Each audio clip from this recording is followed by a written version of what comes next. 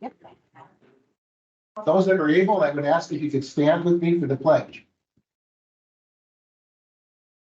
I pledge allegiance to the flag of the United States of America and to the republic for which it stands, one nation, under God, indivisible, with liberty and justice for all. Good morning, Mr. Chair. Good morning. Good morning. We'll call the meeting of the Morrison County Board of Commissioners to order. It is December 29th, 2023, and it's 9 o'clock in the morning. First thing that I'm going to do is I'm going to turn to Tabitha, and I'm going to ask Tabitha if she has any additions or deletions for her agenda, and she has none. I'd look for a motion. So moved, Mr. Chair. Got a motion? Is there a second? Second. Got a motion and a second. Those in favor? Aye. Those opposed? That motion is going to pass. We're going to now move into employee recognitions. I am going to turn this over to our administrator, Matt LeBlanc. Thank you, Mr. Chair.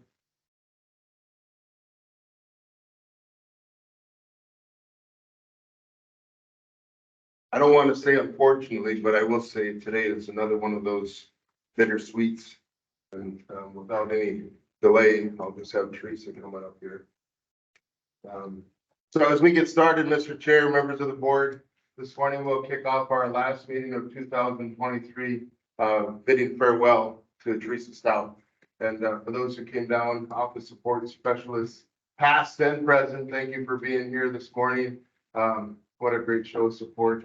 What a great team you've got.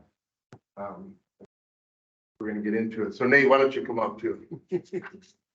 Before I say my comments, I promised Nate the opportunity. And with that, I'll pass it to you. Morning. Yeah, it's kind of bittersweet. I think I've been here 6 months. Teresa's been here 30 plus, I think. And so I cherish the 6 months I've had. I think it's no reason why to see that you're kind of the anchor of the front end and some of the operations here at Health and Human Services. I hear about the work you've done and just how in tune you are with everything as far as from when we went from paper to paperless. I wasn't here for that, but I know that you're still very involved in managing that system and making sure everything's flowing smoothly. And hard to come in and not see you here. So I want to say that all your work is appreciated. You will be missed by all at Health and Human Services. We wish you the best. We know Teresa's done so much for the department and the county. For those that don't know, I affectionately refer to her as a ray of sunshine. Every time she comes in the office, you can't help but smile and be put in a better mood when Teresa stops by. She's provided me professional counsel that I'll miss and personal input that I cherish. She is the advocate for her staff. She didn't stop, and the first hurdle, the first wall, bang, bust through that. The second, the third, the fourth. She never stopped being the biggest champion for her staff. I promise you that. Teresa represented you well. She represents the organization well. As we went into one of our big projects this spring, I was looking for a committee member that would have a level head and would represent the organization and be unbiased. She was one that I reached out to be part of it. And that's when she told me, unfortunately, Matt, I won't be around. But she brings to us that type of credibility. She brings to us that type of professionalism that we, I don't want to say take for granted, but sometimes that happens. But we are very appreciative of it. Thankful to have, I'm thankful to have walked in your shadows and appreciate all that you've done for Morrison County over a career that spanned more than 30 years. We want to wish you have done the best. I know you've got more roads ahead of you and different roads than others. And maybe today or this year, this time wasn't what you thought, but it is the right time for this decision. And we stand behind you on that and support you. So you've earned this, you deserve it. I hope Teresa, from the bottom of my heart, you're able to enjoy it as much as you possibly can. Thank you. Mr. Chair. Oh, I'm sorry. With a small token of appreciation from the county board, I want to present this print that reads, thank you for your dedication, dedicated service, and for making Morrison County a place that our residents are proud to call home. You will be missed. It is our historical courthouse and signed by the commissioners. Teresa Stout, a career that began in 1989 and concludes next week in 2024.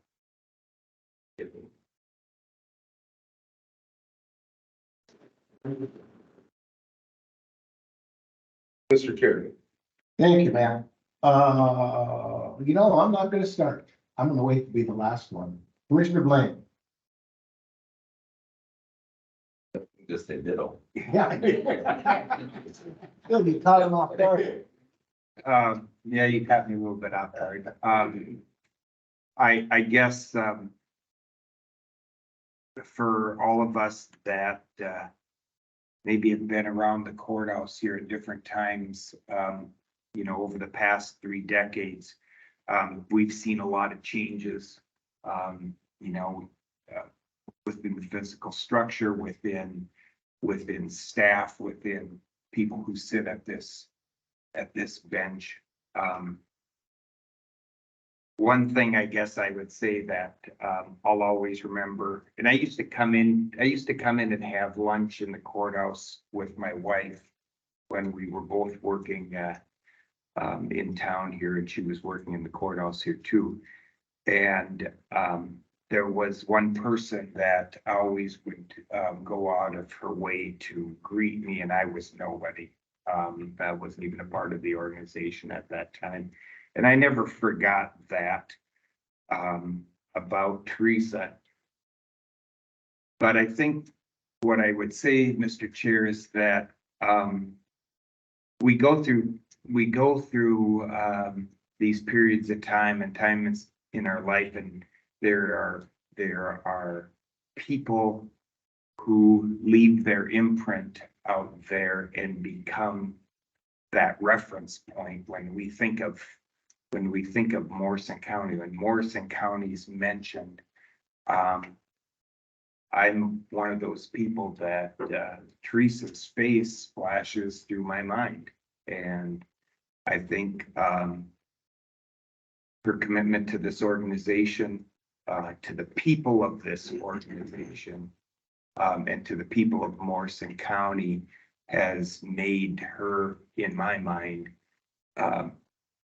one of the very strong faces of Morrison County, and I'm happy for you for your opportunities now that you're going to engage in life. But I think you'll leave a void here that someone else will have to step up and fill. But I just wish all the best to you in the years ahead. Thank you. Thank you, Commissioner Blaine. Commissioner Lemire, if you simply want to say the same, that's fine. But go ahead. I just want to say thank you for all the knowledge you shared with us. You always come here with a latitude of knowledge on the subjects. And I also want to thank you for your compassion to the people that you serve. And I wish you the best of luck in your next chapter in your life, and for everything you've done for the county and the people in it. Very good. Thank you, Commissioner Lemire. Commissioner Winchell. I'm gonna go down a different pathway again. When that was brought up that, how good of mood she's always in, the smile.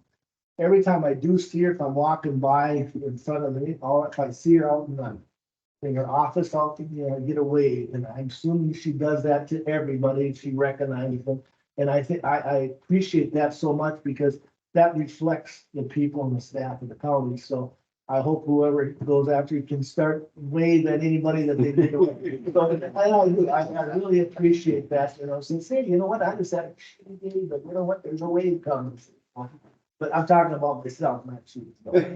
All right, but again, thank you, and I hope we have many more years of leaving this here and moving forward. Thank you. Commissioner Winchell, thank you. Teresa, I'm gonna go down a totally different road because I can. And you know that I can, because our paths have crossed many, many times, started a long time ago. And I know that the path that you're going to now take off on will not be a straight path. You've got to have a lot of winds, a lot of curves, a lot of sights to see, a lot more sights to see than you've seen already. I'm absolutely thrilled for you. I'm thrilled for everything that you have accomplished. in your entire career. Not just your career here with Morrison County, but your entire career. Thank you, and I wish you all the very best. Good luck to you. Boy, I just want to extend thanks to all the county commissioners that I've had the pleasure of serving with. When I look back, it's kind of hard to believe how many there have been, and that's just wonderful. The directors that I've had the pleasure of serving under, starting with Ken Eagle, Steve Rieger, Brad Bold, and now Nate.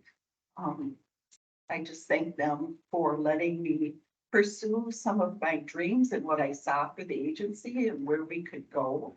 One of the things, in addition to the, when we were cleaning out the adoption files, and I found that baby book and was able to connect it with the person who lives in Arizona. That was probably the highlight of my career, but the next one was when we were able to be the first county in the state of Minnesota that had child support, financial, and social service cases imaged. We were completely electronic, and it took a lot of trust from the directors in me to let me lead that and push that through. So, but most importantly, I want to thank my team. You guys are the best. I'm leaving you in great hands. But just continue the work that you do. And always, as we talk about so many times in our team meetings, we are here for the residents of Morrison County. And please try to always keep that at the forefront. Thank you. Please give Teresa a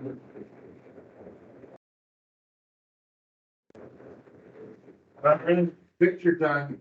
I'll have you take this. And after Teresa gets her single picture, if all the members of her staff can come up, please, and HHS after that. Past and present, Emery. No, come on. You think that starts? I don't think I was asking, Anne Marie. Come on, and the rest of you, come on up. And that, please, come on, ladies. Anne Marie, come on. Come on.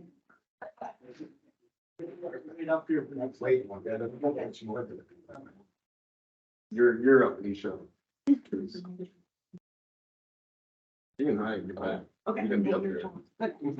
You guys, That's exactly. Well, it's you guys. Amy, can you come up? I'm lucky to get this. You guys are next. You're the next. Yeah. Let's be. And then we need to listen to Tabitha because she'll do that song. There we go. All right. Hi. All right, ladies, come on. Hi. And we're gonna bring 4 more up there. Please go ahead. I know it was.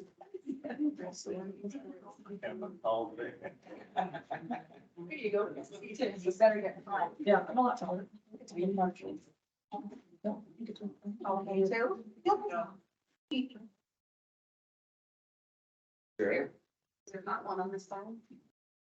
Thanks now.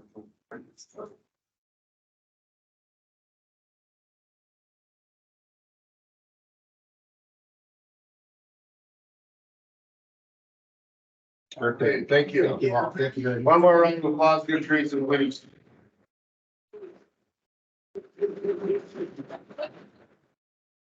Thank you. I don't know. Happy New Year. Great day. Thank you. I don't know. Maybe people get to be like. Yeah, right. Yeah.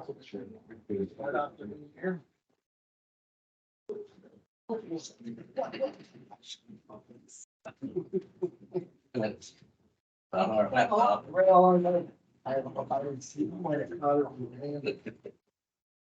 All right, gentlemen, our next item of business is item number 5 on our agenda. Item number 5 is our approval of our consent agenda. The first thing that I will do, like always, is I will ask the board if there's anything they would like to have pulled for further discussion from the consent agenda. Make a motion to approve, Mr. Chair. And a second, This is a roll call vote. Commissioner Bland, Aye. Commissioner Winchell. Aye. Commissioner Lemire. And myself, Commissioner Jelinski, is an aye vote. That motion passes. We now move on to item number 6. Item number 6 is land services. I would ask Miss Amy to step forward, please. And Miss Amy, if you would introduce yourself, let us know what you're here for, and we'll go from there, please. Good morning. Amy Walzak, I'm the Land Services Director for Morrison County, and I have a couple of things for you today, Mr. Chair. Okay. The first one, I believe the board needs to remove something off the table. Mr. Chair, as you recall, 3 weeks ago, and Amy brought an action forward, the interim use permit for the Milkies. And at that time, the board passed a motion to table the item. And so in order for it to be discussed today, bring forward the first motion or action would be to take from the table the discussion relating to the interim use permit application for Justin and Amber Milky. We'd be looking for a motion then. So moved, Andy. Second. Okay, we got a motion and a second discussion, gentlemen. Hearing none, those in favor? Aye. Those opposed? That motion passes. Thank you. Thank you, And Mr. thank you, Chair. Matt. Thank you. So now what I have in front of you then is to consider the interim use permit application from Justin and Amber Milky. And this is to operate a limited rural business, specifically horse-related services, including trail rides, educational clinics, and riding lessons. This was recommended for approval by the Planning Commission and with 4 conditions. And those conditions were no parking or utilization of the area between the horse arena and the road right-of-way shall occur. This area shall remain unobstructed. 2, the property owner shall obtain any necessary public health, food, beverage, and lodging licensure to offer special event camping and food service. 3, the arena shall be utilized between 7:00 a.m. and 9:00 p.m. And 4, the interim use permit shall terminate when Amber and Justin Milky no longer own the property. So that's what's before you today, Mr. Chair. I'll make a motion for more discussion. There's a motion on the table. Gentlemen, is there a second? Second. Got a motion and a second. Further discussion, Commissioner Winchell, I'm going to turn to you. Well, I got a few questions, comments, and I'll just bring up a couple of maybe Sure. the commissioners have some, if that's okay, Mr. Chair. Sure. Amy, the question I have is feedlot conditions. Yes. Does, and I think I know the answer, but I want you to give a better explanation. Do you have feedlot conditions without having the proper permits? Anywhere, if you have, let's say, 10, 20, 30 animals, you still get maybe a fine or something like that if there's feedlot conditions. If you understand or probably where I'm going on this one. Mr. Chair, Yeah. I think I know. All right. But tell me if I'm not Sure. understanding. Are you asking me if you need to register as a feedlot? Right, there we go, If you yes. have 50 or more animal units, Right. are you asking me if you can have feedlot conditions if you have below 50 animal units? Yes, there. Is that we what you're go. asking? Yes, thank you. Yes, it's certainly possible to create feedlot conditions with animals under the number of 50, depending on how you're keeping them. Our feedlot officer would certainly be looking at them if you're creating feedlot conditions, that you're abiding by the same rules as feedlots do, because a feedlot is a feedlot, regardless if it's registered or not. So we'd be looking for, your best management practices for feedlot management. And the point I'm making also, this is something that we don't go looking for. Most times it's complaint driven. If someone says, yeah, it looks like there's a feedlot, you're not gonna drive around the county and look for people that possibly have feedlot. No, we certainly have our hands full with the registered feedlots that we've got, and we do routine inspections on those. Most anything else is coming to our attention via complaint. Okay, and now I'd say with the applicant here, I don't know if it's fortunate or unfortunate, I've had horses all my life. I've been 4-H with them. My kids grew up with horses showing. My kids still have horses. I don't anymore. So again, I appreciate what they're trying to do here. However, I drove by there a few times in the last week. There's I think, a problem with feedlot conditions there. Now, again, I know they applied for a tier one, whether that has been accepted, yes, no, that's another question that may be. But then I looked on the opposite side and I was at the planning commission. And there's been a few things that were said, like, and again, maybe the applicant, if they want to address this, I don't know if that's possible. That they don't use the for going, taking animals under, for, under the road. So they don't use the horses, thank goodness for that, because I think that'd be a problem, but it looks like there's no fencing on the other side. But yet it's kind of corralled at an angle coming into the county right of way, the feedlot. And I'm just disappointed that the residents look so nice to the east of their property. It's all green and all that, and it's west, but this one partial, it's just it's black dirt. Now, again, there's like 3 or 4 ponies I seen in there, but it looks like it doesn't need to be utilized that much. I'm speaking out to the chair, but there's been conditions, and I know that was brought up at the planning commission. The board was going back and forth on that. And I feel that if they don't use the runway to take the cattle on the other side, or maybe, but I feel that we should, part of the condition is to remove that total fence along the barn and have them bring that green space. Now, I know we have our county engineer here. And, I'm sure, if he has any comments, he can do that. I was also really curious. There was quite a few people at the meeting and no one said anything. They just were there listening, other than the one person was happy that they were doing this horse camp. So I would like to put some type of condition on there to remove that horse corral, or however you look at it around, and get it within our setbacks of the county or however. And if they ever do use that, maybe we can put a condition on there where they can use a straight runway to go into the back of the building. But that would be what I would like to have a discussion about. Commissioner Winter, I need to ask, are we talking about the same place? I just need to be, like, that I'm on the right page.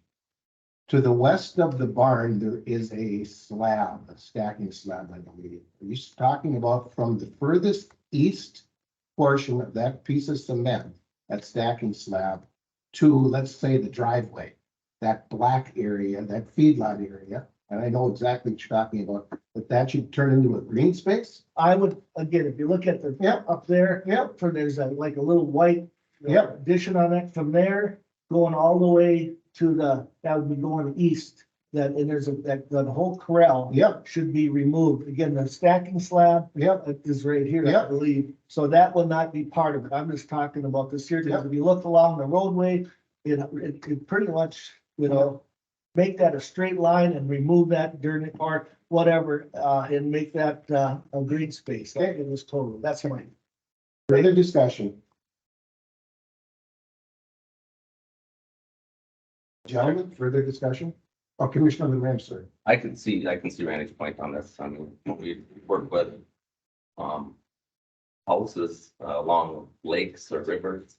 We have to prevent them from we make them put in gutter retention ponds, we make them put in gutters, stormwater retention ponds, gutters, no fertilizing their grass, all these different rules, and this is where there's been waste water that has run all across there into that 300 feet, and there was no concern about that, it seemed to me. So I would second Randy's recommendation. Further discussion, gentlemen? Mr. Chair, if Yes, I may, Commissioner. Amy, is this, so if this action was to be taken by, that's proposed by Commissioner Wincher, would that be in conflict with, what is already permitted with this site or that, or that property? I mean, is this permissible as we speak right now for that to be used as as pasture or whatever. Mr. Chair. Please, Amy. So this is a little unique because the Milwaukee requested two things. The first one was a variance to establish a tier 1 feedlot within setback to the road right of way, within setback to a side property line and from a neighboring property. That variance was granted with some conditions. So really, that's off the table. You're not able to modify that variance because the Board of Adjustment granted that. You are considering now the second request, which is the interim use permit for the limited rural business for the horse-related activities and events that occur on the site. And so and they can be independent of each other as far as the conditions that you place in order to, for you to feel that this meets the criteria for granting that interim use permit.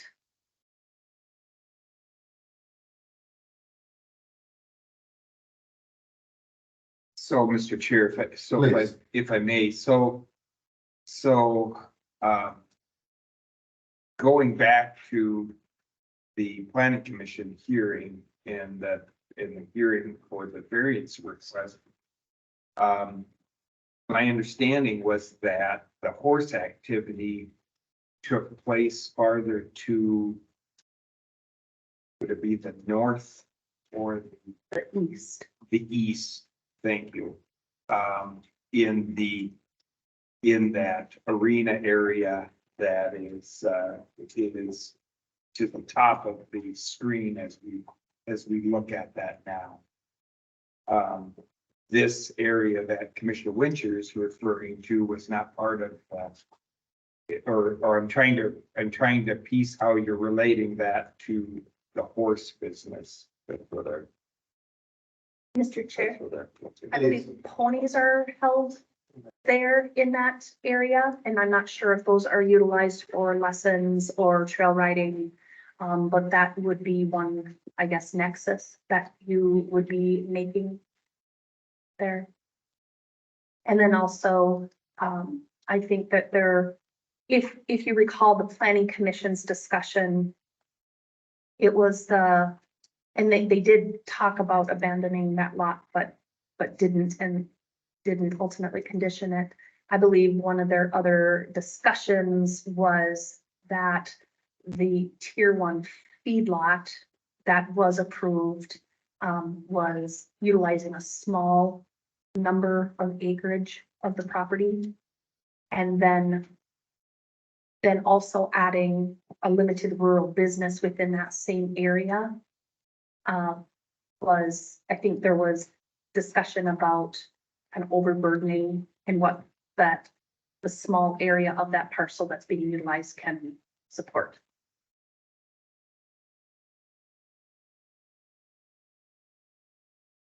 Okay. So, I'll yield back to Mr. Chair. Furthering discussion, mine's gonna be dealing with right of way. Right of way off of County Road 12, obviously to the north of County Road 12, alongside that property. And I'm very clear, I know where the horse arena is. My question is, or not question, what I would like to see is I would like to see a 50-foot buffer from the start of the horse arena to the rest of that property, heading to the west, which would encompass the feedlot, which there's going to be no more black dirt, call it whatever we want, to black space. That all becomes a green space because it is now going to be a 50-foot buffer, with the exception of, and I'm very clear on what Commissioner Wincher said, if there was a need to utilize the property going underneath the road, then you make a one straight shot alley, if you will, to run cattle down through that. But the rest of that black space then would be a green space if we spoke of a 50-foot buffer. Mr. Chair, Please. can I ask for some clarification? So the 50-foot buffer would start from where? From the eastern edge, if you will, of the horse arena. And you'd have a 50-foot buffer then going back to the west, which would encompass the what we would call a feedlot area. So the width would be 50, it'd be 50 feet deep, running the width from the east end of the arena to the cattle animal holding area. Yep, And I believe some of that would be in the road right of way. And if we do 50 feet, I don't know, Matt, if you can measure 50 feet. So I think that, we start with. maybe, I'm sorry, maybe I'm using a wrong number. I'm looking at right of way, have nothing in the right of way. And I'm gonna look to Tony perhaps. Is Okay. 50 the right number that I'm coming up with? And I'm sorry, should it be 100? I might be wrong on the number.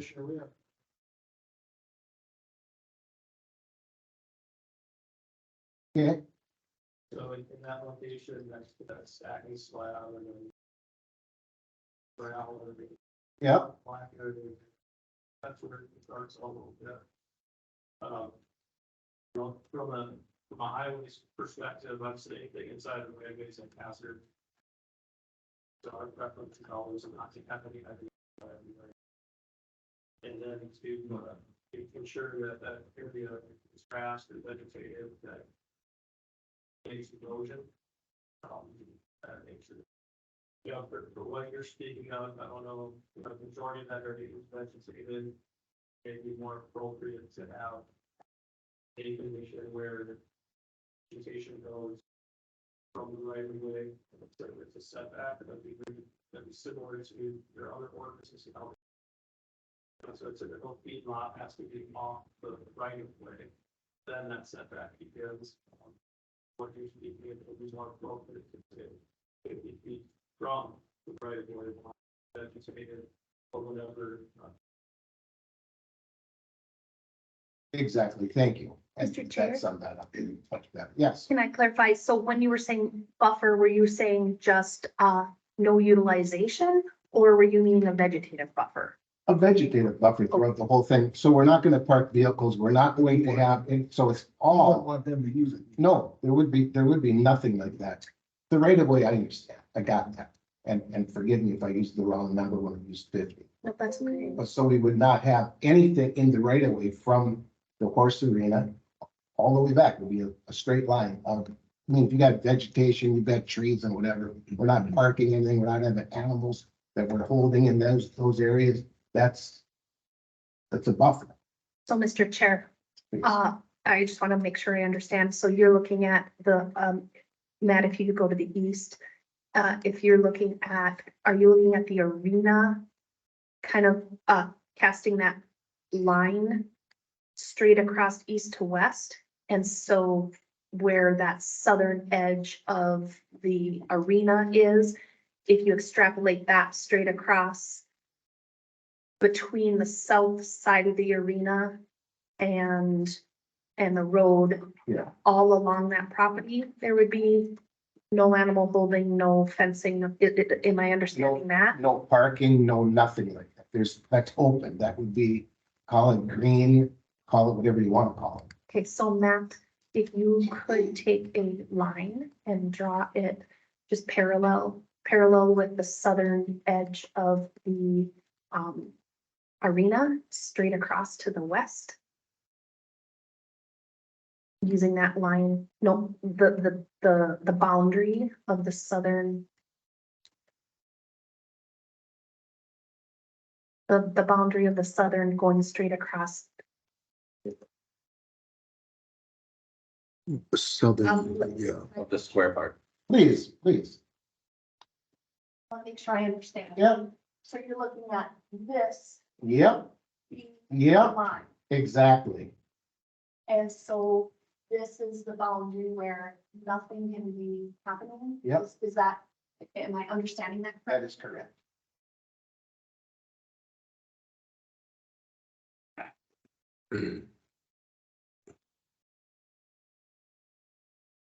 Gentlemen, Mr. Chair, please.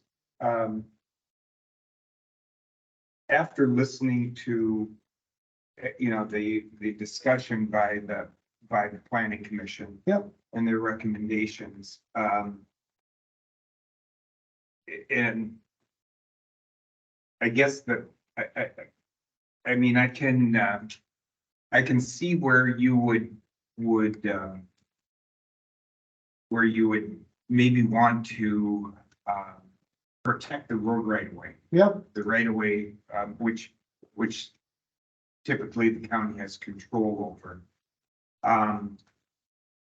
And I think the discussion that the planning commission members had was, there was concerns about that.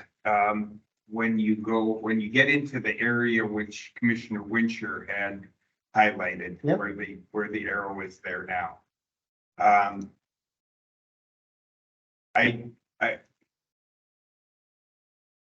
I seem to remember that there was less concern about activity that may take place outside that road right away to the north there by I'll say the arena area, that open area up there. And so I'm thinking that might be a little bit more of a reach, a greater reach than what I would be comfortable with. Given the fact that the limited space that they have there to try and operate their business with this IUP there. I want to at least to a greater degree respect the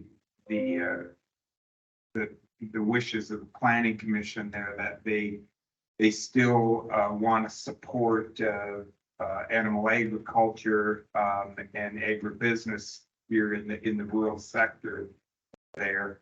And so, I can understand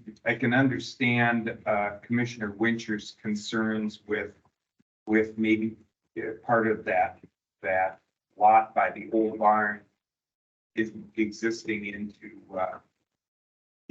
road right away, and I'm not sure how that happened or if that was permitted to happen before. But I guess I'm a little bit concerned with if we would go and add another 50 feet on to that road right away there too. And I look at this as, and I recognize the fact, Mr. Chair, that we do have setbacks that begin at road right away. For feedlots and that, and we look at all of these cases individually, where relief from those setbacks may occur too. So that's my initial thought on this, but I'm willing to hear the rest of the discussion on this. gentlemen. Mr. Chair, if I may, and maybe this doesn't apply, but when they conditioned the variance to remove that lot totally, is that, or maybe I can't even bring that up, but I'm trying to be consistent with what they said compared for the IUP. So did they not put something in there to remove that lot under the variance or not? I believe they did, that they had to abandon Yes. that east lot. Okay. All right, so then that east lot would be by the barn. Again, what I look at this here, I don't think there's a need for, because even of the way where the Commissioner Blaine is doing, or Commissioner Jelinski, you're still gonna have feedlot conditions in there if they decide they can put a fence along that 50-foot buffer or whatever, they still can have them next to the barn. Yes. And they still have horses in there and get, that type under that. I don't know, is it possible to say, we just don't want any animals in that area just to do to the feedlot conditions? In that, just that little triangle, I'm just going by, I'm going back to where the barn is. You're just by the old I'm barn. by the old barn, see, So so, you're saying, no animal holding in that area? right, yeah. Is that what you're saying? Yeah, And then, but still allow it to be used as a cattle pass? Is well, that they or could what? put a cattle pass again at a certain. You still want to remove the fence and. Yeah, I want the fence in the right of way gone, but based on this little line here, that's still got maybe 15-20 feet between that and the barn? So, Mr. Chair, are you asking for them to pull the fence back to the right of way line? Or, Well, I'm And asking if we utilize- completely remove With the fence, other than on the west end, I'm sure because they got horses out in there, but I just feel that it's too much at a, slope. And it's just gonna, if you put one horse in this small area between the red line and the barn, because they still could put a fence there, correct? yes, So that's my point is, they could still put 2, 3, 5 horses in there, and then they could be right back to feedlot conditions. Can we just say, I don't want any animals on the south side of that building? you certainly could condition it. Because again, I just see, because there was pictures from the present and the past, there was pictures from 10, 15, it was green all the way through there.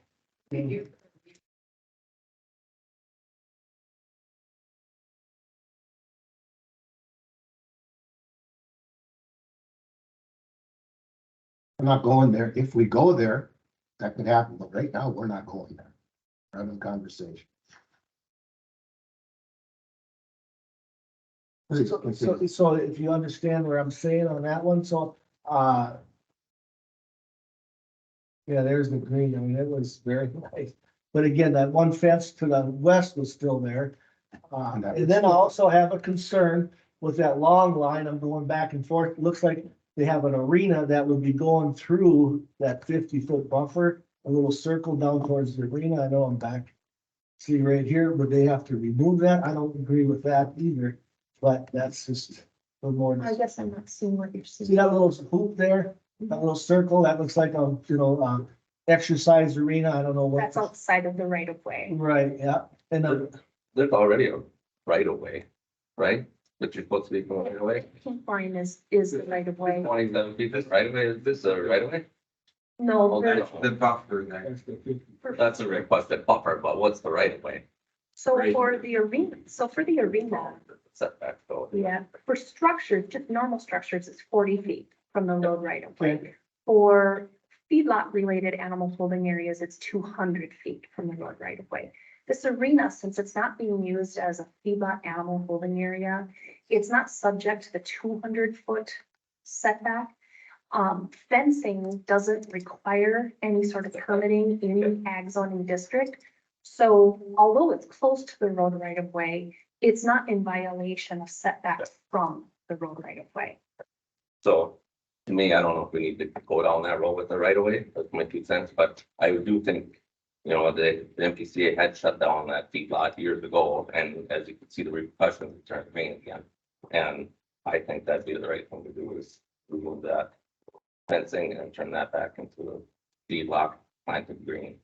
We do that with every farm that we give permits to, a 50-foot buffer around the barn, and that's just rainwater, right? That's my. Commissioner Blaine, do you have anything further? Yeah, I have a clarifying question. In the previous dialogue, I think between Commissioner Winter and Ms. Qualzick,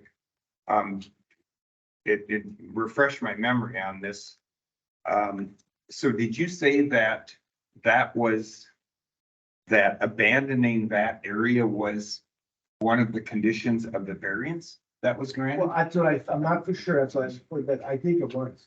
Yes, if they decide to expand up to a tier 1, then they would need to abandon that. If they choose not to, then they would not need to abide by that condition.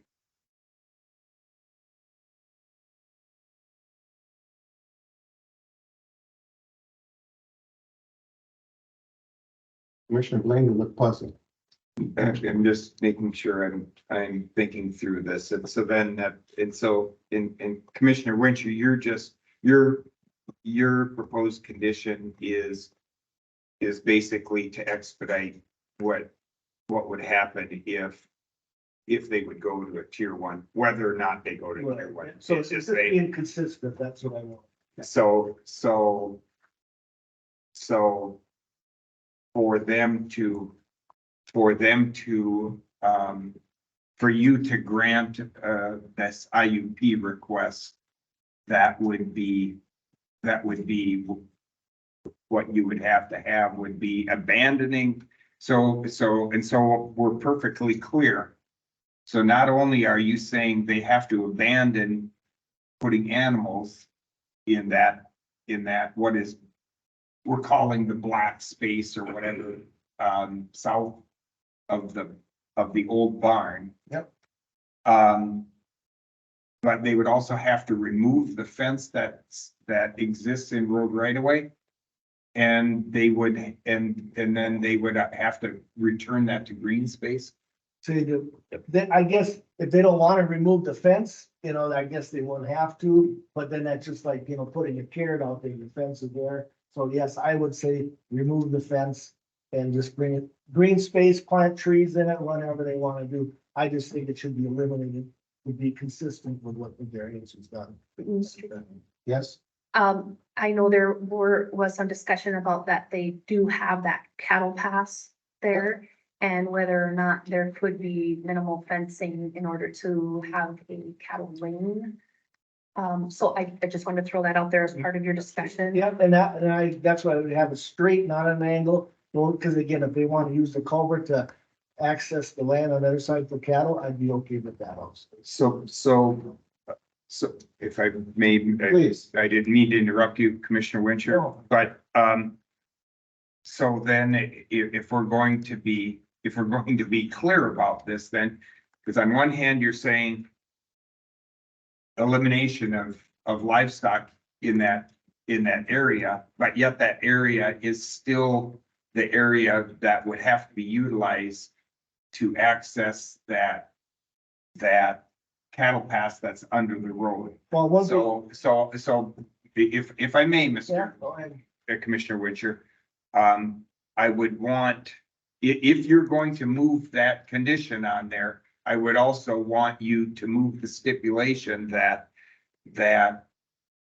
if they're allowed to, if pollution control would allow them to utilize that cattle pass, that they could build a lane that would go across that thing, because otherwise, I'm not sure where how effectively you would be able to move livestock through there.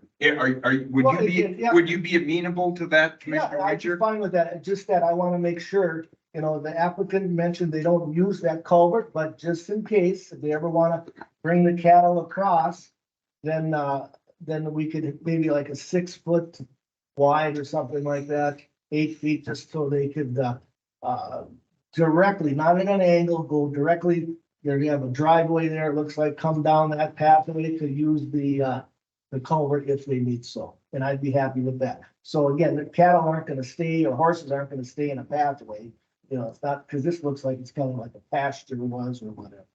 So yes, I'd be okay with that. gentlemen, anything further?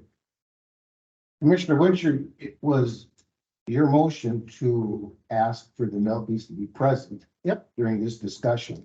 I'm going to look to you, I'm going to look to the board. Do you wish for the Melkys to come forward to add anything that they have to add? And if so, just let me know. And I would like to have that, it has nothing to do with the condition on here. It has to do with their, again, it was brought up at the planning commission to make it more clarifiable for me, because again, I have, what they have already was printed off for me, scheduled for some, events. And it was brought up that they're required, that they would bring up food, that there wouldn't be any food there.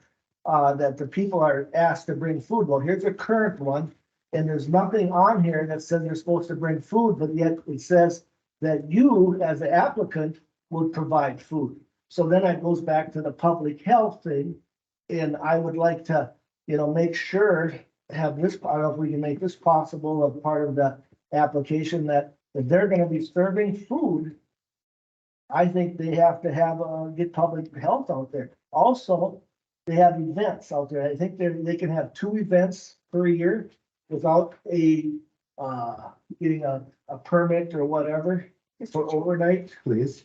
Are you talking about the overnight? Yes, yep. Yes, there's special event permitting that public health does, and they have a maximum of twice per year that they'll license that way.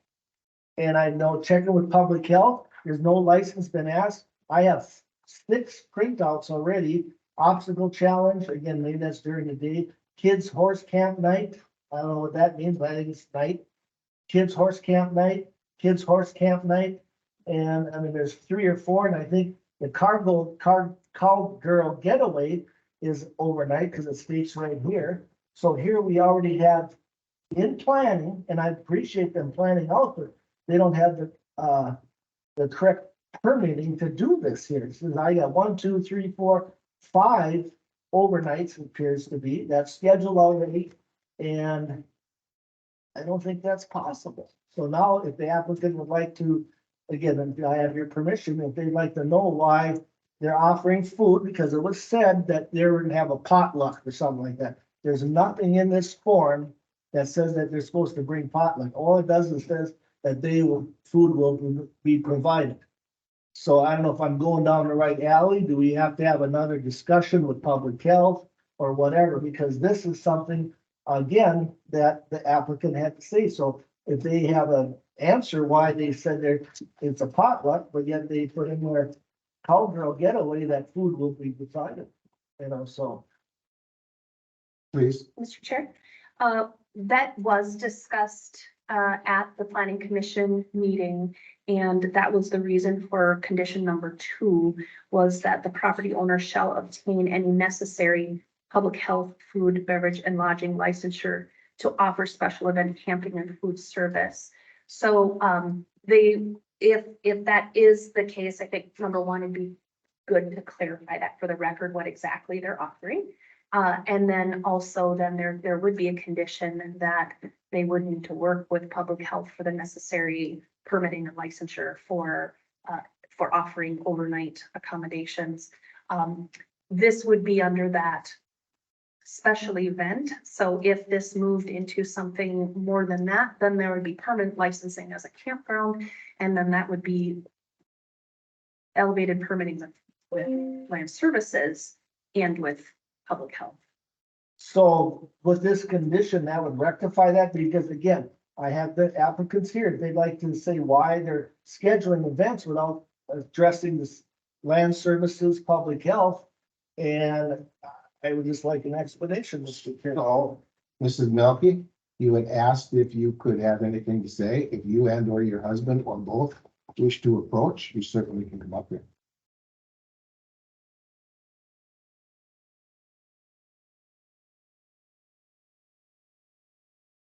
And I'm going to again remind the both of you that the reason that you were asked to come here was because Commissioner Winter put that in motion. That's why we delayed this permit. And once again, I'm just going to direct to Commissioner Winter.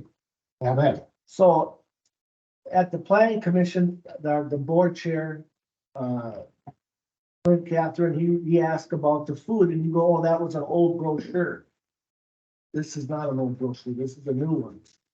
So could you explain when you said that it's a potluck, but yet you're gonna provide food?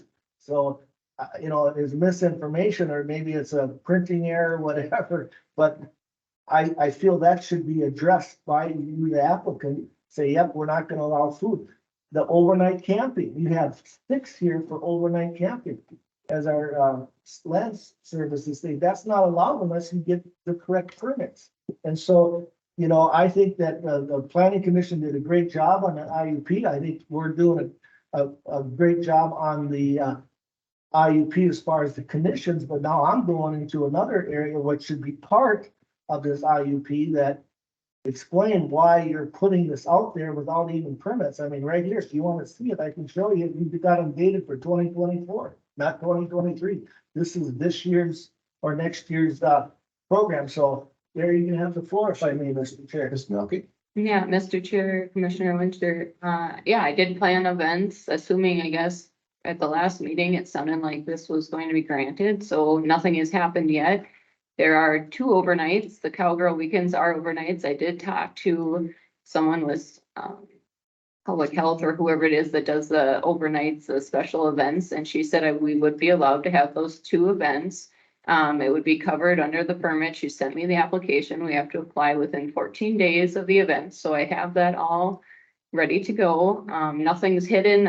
That's fine. Everybody can check out our Facebook page and see the events that are coming up. The only ones that are overnights are the Cowgirl weekends, so it would fall in those 2 events per year, which would be covered. And she said it's $100 for the permit and it covers the 2 events, and we can have up to, well, anytime you have more than 5 campers or trailers overnight, that's when you need the special event license. Otherwise, you don't need one, but that's the only 2 we have planned. The kids camps, it's for kids. I don't even know that I need a permit for that. I was told before that I don't know that a lot of this stuff even requires a permit.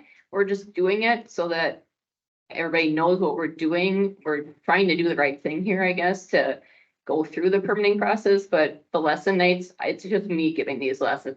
So it's me teaching 4 kids for 3 hours. I don't know that I need an IUP to do that.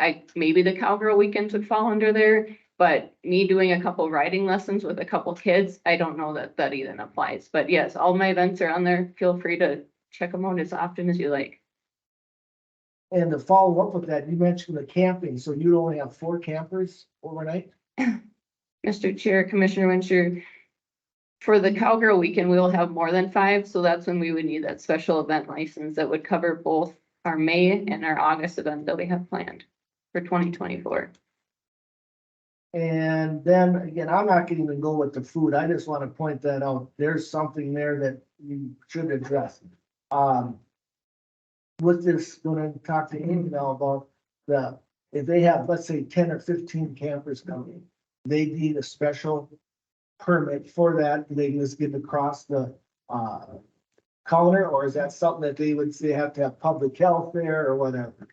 Mr. Chair, Please. are you asking for those 2 events Yeah, that they just have for more the than 2 5? Let's say, again, Right. seems like they should have more, they want to be successful, they better have more than 5 campers. So under the interim use permit, if she's having 2 overnights that fall under those temporary permitting, that would fall under this interim use permit for limited rural business. Though if she limited it to 2 events a year.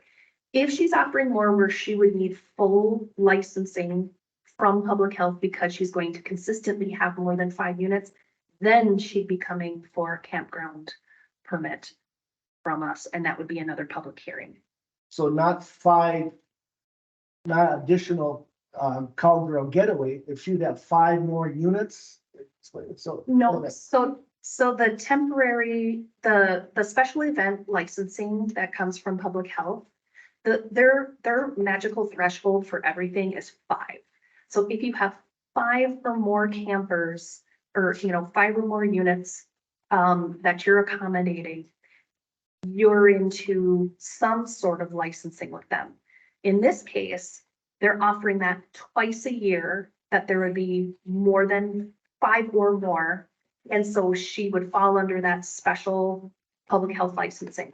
As long as she's only offering 2 events, then she only needs the special event licensing. If she decides to add more overnight events, like 3 or 4, then the licensing changes with public health to the full campground licensing. And the reason is that those other 2 say night. I'm assuming night, again, it's a play on words, but that's where I brought them up. It says night. Well, it looks like they're staying overnight, but there's 4 children there. Are they staying overnight? Mr. Chair, Commissioner Winter, the hours are listed on those also. It's 5 to 8 PM.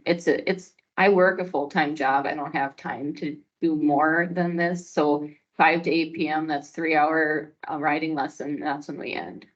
So, Mr. Chair, Please. just to clarify, you're calling it a camp, but it's just an evening lesson, correct? Yeah, Mr. Chair, Commissioner Winter, I guess I call it a camp because it's not just a 1-hour time like our typical riding lessons. It's a camp where I'm gonna teach them multiple things throughout that evening. And an evening camp, I guess you could call it, but it's not an overnight camp at any means. I don't have a place to house children, nor do I want to. That clarifies that.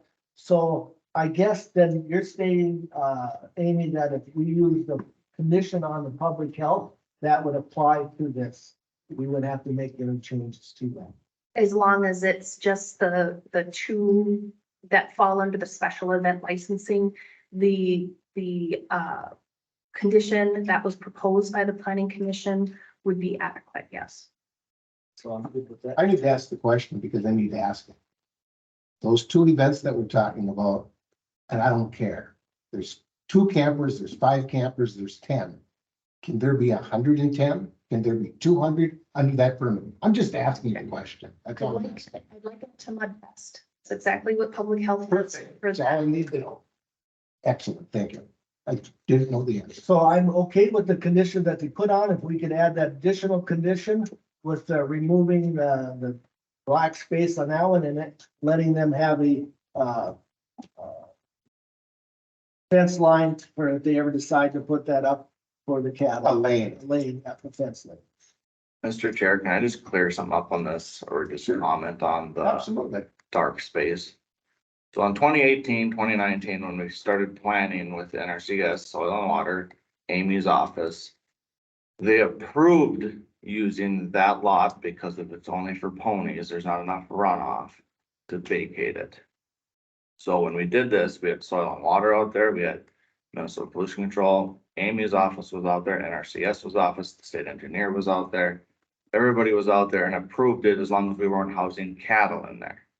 That's why we house the ponies in there. We do actively use the cow pass. It's an electric fence. We don't have barbed wire up. It's on the list to do, as if we can continue to use it. So my comment would be, so in 2019, we rectified all our cattle issues with everybody in the county. And they continue using that lot as long as we only use it for ponies. We don't have cattle there. Why now do we have to vacate it when it was all approved in 2018, 2019, when we spent all this money to get everything in compliance? And right now, by the state, it's not out of compliance. Fair question. I don't have a fair answer. I don't think. I have to turn to Amy, I have to go to the board and I have to say for comment because I don't have it. Mr. Chair, Please. what I can offer is that the reason why the Board of Adjustment was looking at it is because they were asking to increase their numbers and intensify the use on the property. When the feedlot officer was out there, there was evidence that the pollution fix was not operating correctly. And it was overtopping into the road right of way. And also it was noted that if you see on that aerial, you can see that there's runoff occurring into the ditch on that east side because there isn't any berming or any control there. So certainly, as they were situated the way they were, it certainly maybe wasn't a pollution issue at the time when they're asking to go up to 300 animal units. And then also add a limited rural business, then the county does reserve the right to take another look at that and reevaluate it. Mr. Chair, if I may. So since this complaint was in, we have fixed the pump that was pumping the water that was overflowing into the dark pen. So that's fixed. So it's not the ponies that was creating that issue. That was our fault. The pump motor fried, which is fixed. We pumped it last week. I pumped it last night. That's fixed. That whole concrete lot behind has a 1-foot barrier all the way around. So with the pump being fixed, that will discontinue overflowing, so the runoff issue from that lot has been fixed again. Mr. Commissioner, I guess if it is a big issue, we were fine, we were with getting it out of the right of way, you know, because we were permitted that structure there for the ponies. We have an automatic water in there, like, I'd be fine fencing it out of the right of way. I just want a fair reason to why this is looked at as a pollution concern, because I'm a field officer in Stearns County, and we ran a min farm on it. It's not compliant. I mean, there's no issues with, it's not non-compliant, sorry, it is compliant the way it sits.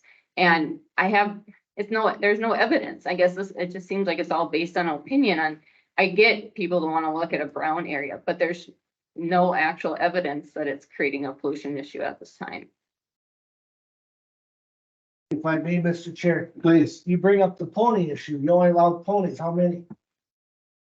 How many can you put in there? One? If I may, Go ahead. they never restricted us, as long as it was ponies, Yeah, so you could based put, on soil and water.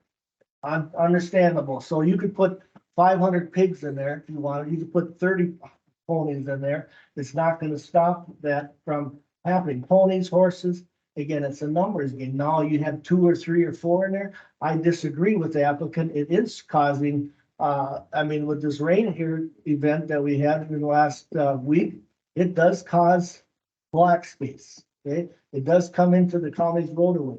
And then you bring up, and again, I'm gonna have to go down there. Your horses that you have way out to the west, where do they drink their water? Mr. Commissioner, they come up to the barn for water. I guess you've probably seen that. Everybody can see everything from the road, so Understand. nothing's a secret. No, but again, animal units, I'm talking about, they didn't put that into the variance, as part of the animal units, because they didn't say what they were up around the buildings, because they have, I believe, more than 50 animal units, if you count them horses. See, so, but they do come up, so again, and they're letting us. Mr. Chair, also, just to clarify something, you can have a lane to access water. That is exempt from feedlot rules completely. And so I'm very versed on the rules, and cattle and horses can come and go. Like, you couldn't say that we could never have cattle, I don't think, come across the road to access water, because MPCA would say that's not feedlot. It's a lane. It is allowed, just like the horses coming and going. That is allowed because they're not standing and eating there. They're just coming for water. And I understand it. I'm very well versed on that too. It's just the point that I'm putting up. You do have more animal units coming up to that area. Maybe, again, you said this pump and everything, but I am gonna state that, again, whether it's the pollution control, to be consistent, I would have like that in my motion to remove that space, because again, the key word is ponies. How many can they have in there? Maybe they get a tight fit, we can fit 10 in there. Again, it's just a play on words, in my opinion. So I would just rather have it removed, and then the problem is gone. Okay. Gentlemen? Sorry. All of it. Did you? Amy said something. I guess I would just like it reevaluated, because this is all this opinion based. There's no real facts. And 25 years ago, MPCA has changed the rules multiple times since then, and this was a different operator. It was being managed differently at that time. I just think it's an unfair kind of biased look at this. I don't know. I just feel like it's not being, it should be looked into further before something's done so severely. Mr. Chair. Please. I think I know when the planning commission was looking at it, it's two things. When the feedlot officer was out there, he did see evidence of manure overtopping and going into the right of way.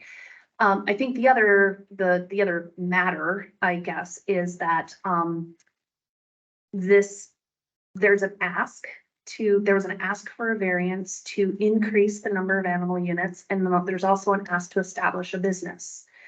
And I think that is the time when the county board can evaluate whether or not a portion of or your right of way can be utilized for those purposes. That is the time when we look at those things. So it can be a pollution issue, but it also can be pulling that back of the road right of way. And Mr. Chair, Please, I mean, if you look at these pictures, that's evidence that it is a pollution risk. And if you hear our feedlot officer went out there and inspected, he's seen a pollution risk. How far away is the river when you go across the 300 feet. culvert? It's about 300 if you hit wetland and then you hit the river. So you get wetland first. Yes. No, there's no wetlands at all. The river. Well, I mean, So, Mr. Chair, please. I think it depends on how you're wanting to look at this. I know they're asking for us to prove to them that it is a pollution issue. Our feedlot officer, I believe, did his job when he went out there and what he witnessed, and he called it non-compliant. That I was think the there's one another- time Incident with our pump, and I think that's being looked at unfairly too, you know. Because we corrected that issue. There's how many people that over apply manure close to the river. I feel like just make sure you scrutinize everybody the same, because 4 ponies, I doubt is creating as much pollution as some of these farmers that are applying liquid manure right next to the river. Just keep it in mind, you know, that's all I'm saying, like. We had one issue in the last 10 years, and I apologize for it, but things do happen. Tankers overturn, lots of stuff happens. Mr. Chair, if I may, Please. most 90% of our cattle aren't even housed in that facility. They're in the shed by the horse arena. Yep. The lot behind the barn is strictly used for weaning calves and holding heifers until they go out for breeding. So it's not we're housing 100 head behind the barn either. I just wanted to put that out there. We would all agree that the black area that we're all talking about, so we all know what page we're on, would look like it's a feedlot. We all agree with that, I think, right? And that is the concern, is black, and I get it, I'm very clear on that. At least that's what I'm hearing as the chair. So what I'm looking for from the board is they're here for a permit, and I'm very okay with that. We've had great discussion. I understand a lane very clearly. I get it. Whether it's a 6, 8, 10-foot wide lane, you guys know what we're talking about here. But we're talking about ultimately a black area that perhaps would like to see green. I get it. I understand. That's what I'm trying to base the whole thing on. Am I right? Is that what I'm kind of hearing? I just got to make sure that we're on the right page, and that if there is a condition, to be a 5th condition, I think, I'm right, that condition is clearly, absolutely clearly written out, is all I'm asking. And I haven't heard a clear condition yet, or an idea for a clear condition, which there's several ideas, don't misunderstand. Several ideas I've heard, but we need to have an example of a very clear, precise condition. That's what I mean. Commissioner Blaine, you look kind of antsy. Well, no, and I'm not antsy at all. But Mr. Chair, I'll say that I agree with you completely that if there's going to be, I understand the 4 conditions that are before us at this time, that with no parking in the right of way, that the need for public health permits, that the time of operation. Yeah, and these are all reference to an IUP being granted. Absolutely. The hours of operation would be 7 in the morning till 9 PM. Yep. So I know there was discussion before about off of the sheet about, well, there's things that say night or whatever, they could be said, maybe evening would be a better way to say it or whatever, but doesn't matter what it says on the paper because the condition says that at 9 o'clock, It's done. we're done, kind of thing. And then that the very common condition that exists on almost every CUP IUP is that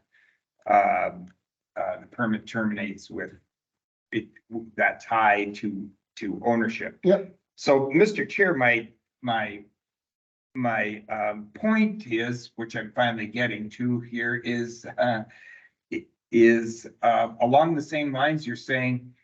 I think we need to be careful if we're going to wordsmith some kind of other condition on this, because we've had discussion now, and Commissioner Winter has said he would like to have that fencing and all of this stuff eliminated from road right of way. And thank you, Mr. LeBlanc, for bringing the picture back up, because then I have to ask for clarity, to make sure that we're clear on this clarity, because there's also fence that goes from the other lot that's not, that we aren't really talking about. And that's would be to the west of that proverbial black lot. Thank you. That fence is in road right away. So I think we have to be careful if you start to wordsmith another condition that you have to recognize that. And I'm not saying, I'm not advocating that be included or excluded. I'm just saying this is where boards get themselves into trouble, is we forget all the other things that may come into play. And I won't put words into anyone's mouth. I'm assuming, and I've seen the property also. I know where the property is. I'm very clear where the property is. I'm not exactly clear absolutely where the fence is. And either is the green line, but the green line would represent the fence, Commissioner Winter, that you're talking about. Am I right? Yep. And I'm not saying, I'm not putting a buffer or a step back. I just want it removed. So that's kind of my motion would be to not allow that to have any, Your condition. by condition, would have that area be condition where they will not be allowed to have animals in that. Mr. Chair, Yes, ma'am. to clarify, are you asking, or are you looking to pull it back to the right of way or all together? I'll remove all again. Okay. Mr. Chair, Yes. could we do maybe just a common ground and proposing if we move that lot to the road right away with an alley to the cow pass that's gated off, and then put a condition in there, say, of a max of 4 ponies, 6 ponies, and then green space everything in the road right away? Could we agree on something like that, or we just determined that we're just gonna close it and it is what it is? Although it's not in current violation, and the problem that was violation, we corrected. So I'm just proposing it, so we don't lose all of our lots.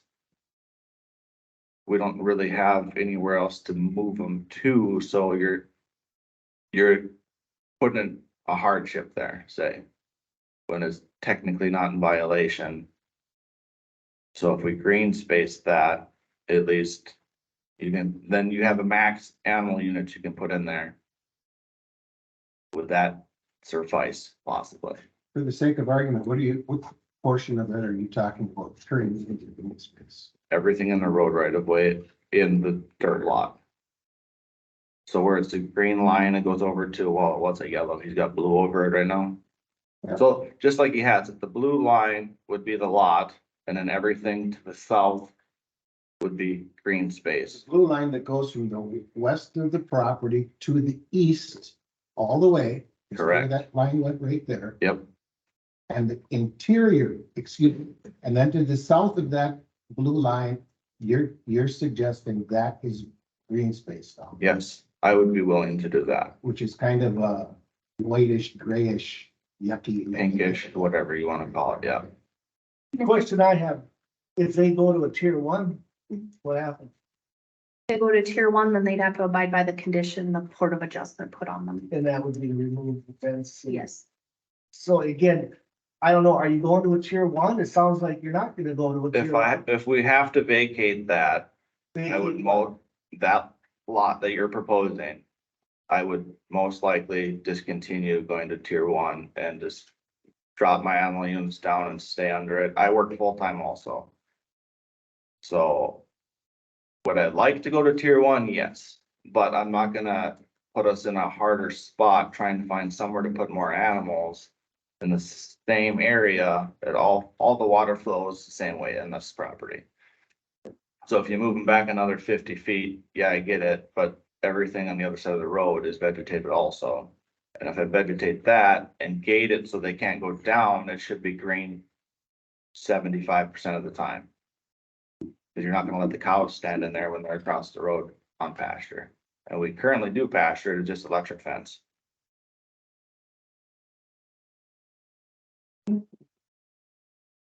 You, Amy, read my condition kind of, if you can, where I just want it completely removed.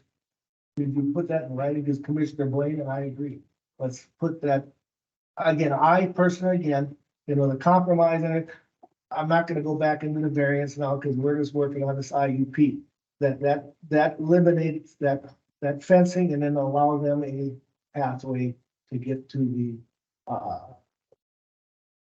other That side. cattle chute. Cattle chute.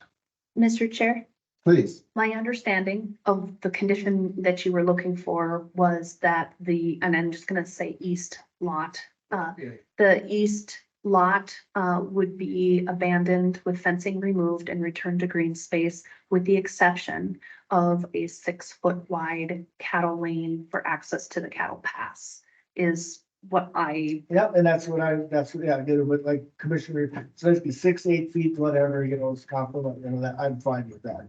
So yeah, that would be my condition, or that would be my motion. With that, again, you wanna say it one more time, just for the record, please, for my motion? yep, so it would be abandonment of the east lot, removal of the fence and return to green space with the exception of a 6 or 8 foot wide cattle pass for access to, or lane for access to the cattle pass. There you have it, Mr. Chair. and you would like that added as a condition? Condition, yes. Let's talk about that word. Gentlemen.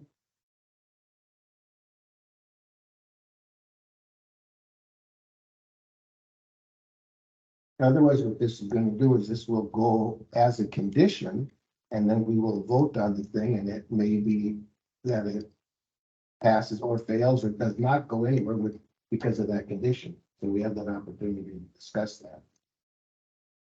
My question would be, if it's 2-2, what happens? I know the answer, but I want you to. The motion's 2-2, 2-4, 2 against. See you later. Happens fails. Further discussion, gentlemen? Please.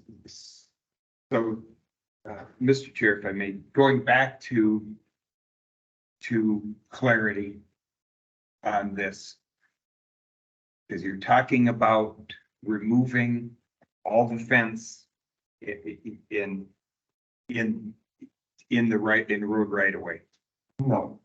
Excuse me, but extend, yes, removal of all the fence, the green line. All the fence, bye-bye. Okay, but you're only talking in that lot. Only the green line, that's correct. Okay, okay. Correct me if I'm wrong, that's my. I just, It's green over here. Well, that line's not supposed to be there. That bluish line is not supposed to be there. Just the green line. because, and, you know, That's the only fence thing we're talking about is that green line that Matt's moving across your screen right now. yeah, That green- and I understand that. And I just want to make sure that there doesn't, in the future, that consideration isn't given to that other chunk of fencing that, according to what we're looking at, is in road right of way, is constructed within road right of way. Correct? And I guess the other question I have to ask is, we're looking at this by a beacon. So we always talk about being careful that we don't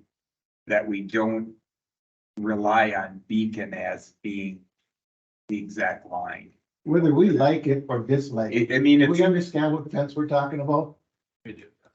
yeah, and so. You, but I know, I got you, I get it. Yeah, yeah, but I also want to make sure, so when we're looking, we can be fairly confident that the gray area that's on the screen here is pretty accurate as far as where the line is for road right away.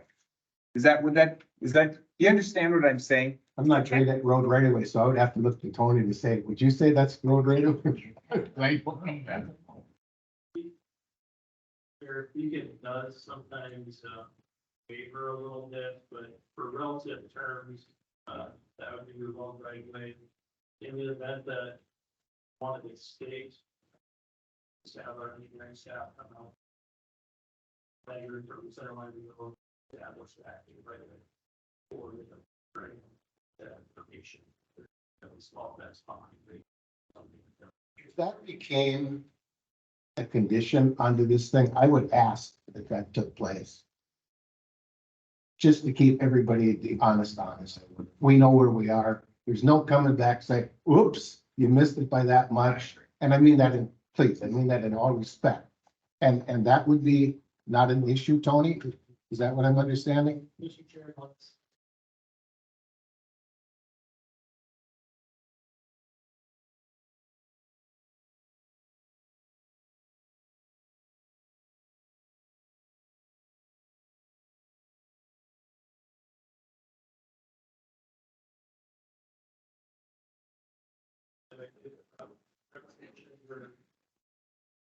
Put into place or decide to be. Yep. So we see have our engineering staff around establish a regular line. Typically, we would recommend that the put a fence, or if they're gonna put a fence, they put it a foot or two behind it, just in case it maneuvers. That's more for protection, the property owner in case utility comes. Everybody has to see something. I agree. Thank you for that. Well, Tony has your mic. Wouldn't it be proper for the county to go out and establish where the right of way line is for them? That's what you said it was. Yeah. Oh, you said that? Sorry. If this would Sorry. happen, yes. I'm sorry. Wow. I was bothered, Go ahead, Miss Ann. Mr. Chair. Sorry. I definitely, knowing where that right of way line is if you're pulling that fence back to the right of way line, but if it's complete abandonment of the lot, there probably wouldn't be a point to state the road right of way. Absolutely.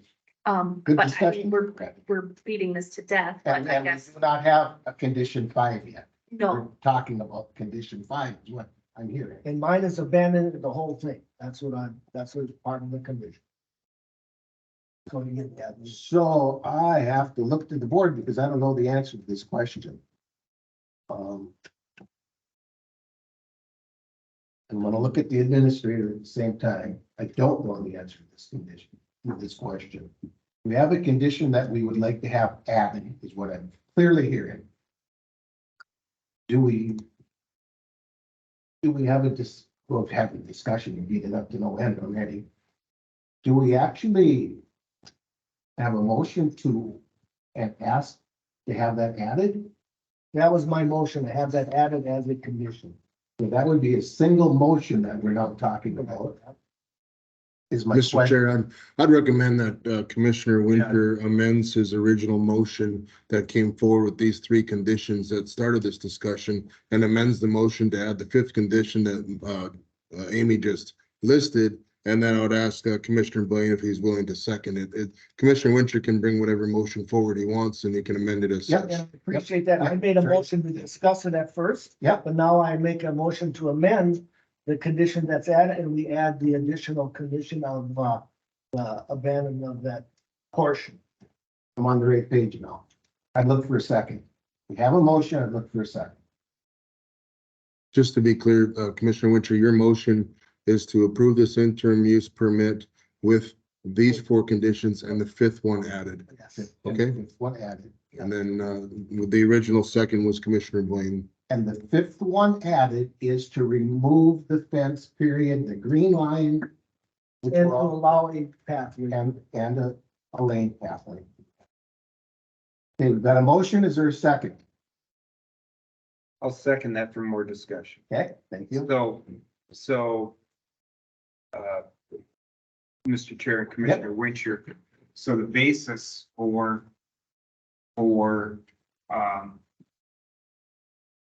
your action to add this fifth condition, then, so we're clear, is to prevent, runoff into road right away.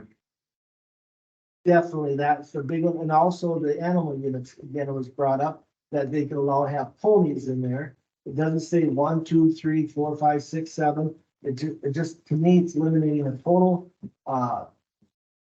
challenge or look at, to make that dirt now, and it will eliminate it, and if they wanna, leave it to green space, they wanna plant trees in it, just no more, abandoning that fence and the whole lot, so that's what my motion for it, so. Yes, to answer your question, so no runoff into the, no wetland, yes, wetland, river, just don't want it in there. So and you need this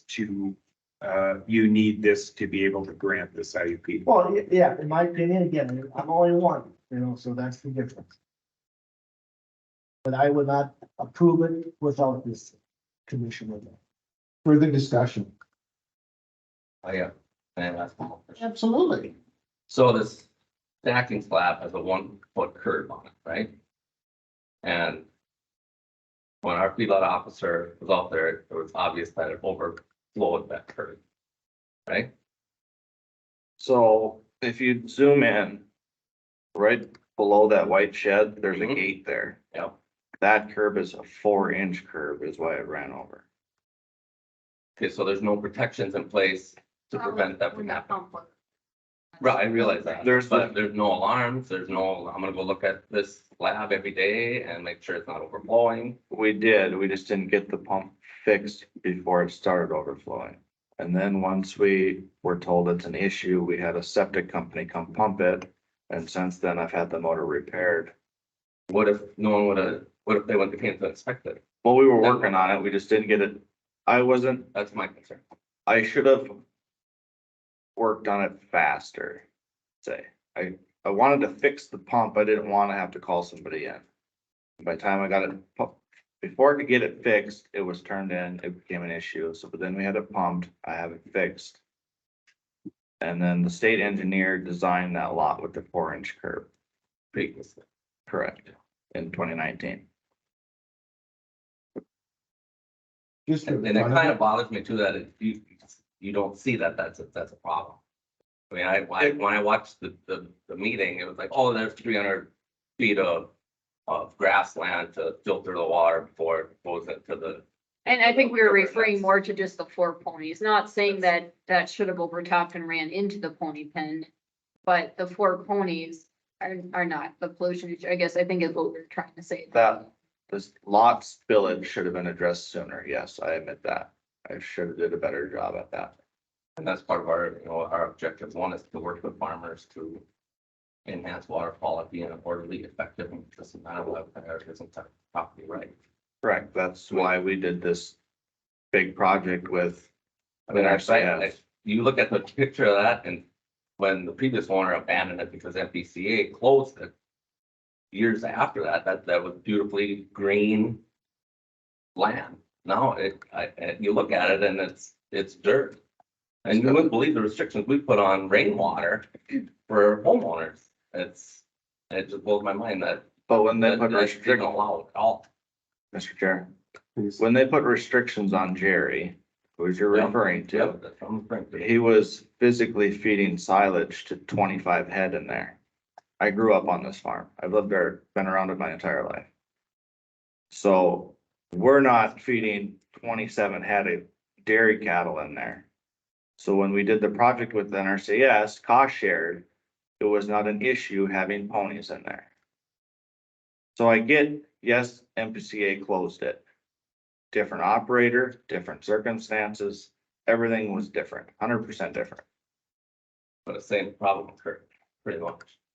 I mean, there's Fluid been, water there's been going no, across the dirt, going through the culvert towards the river. no proof that the ponies are blue. And like I said, I ran them in for myself, even with the 6% slope. It's just the small amount of ponies. I mean, for ponies, the amount of manure that they produce is very minimal and there's,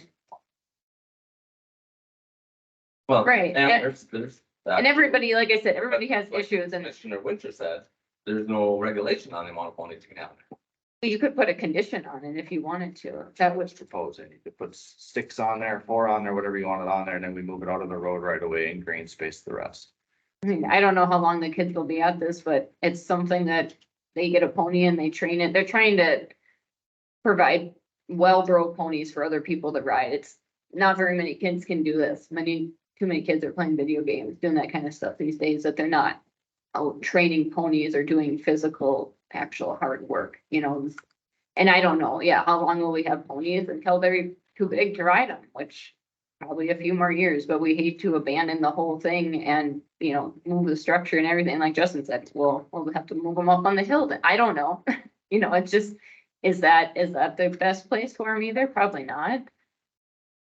All right, gentlemen, we have a motion, we have a second, we've got discussion, further discussion.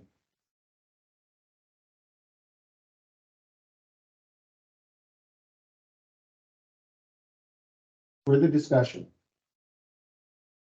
So we're all on the same page. This permit is granted with the following conditions, 1, 2, 3, and 4, and number 5 will read. That the east lot shall be abandoned with removal of fence and return to vegetation, with the exception of an 8-foot wide cattle lane to access the cattle paths. Just gonna ask, and I don't mean to belabor this any longer.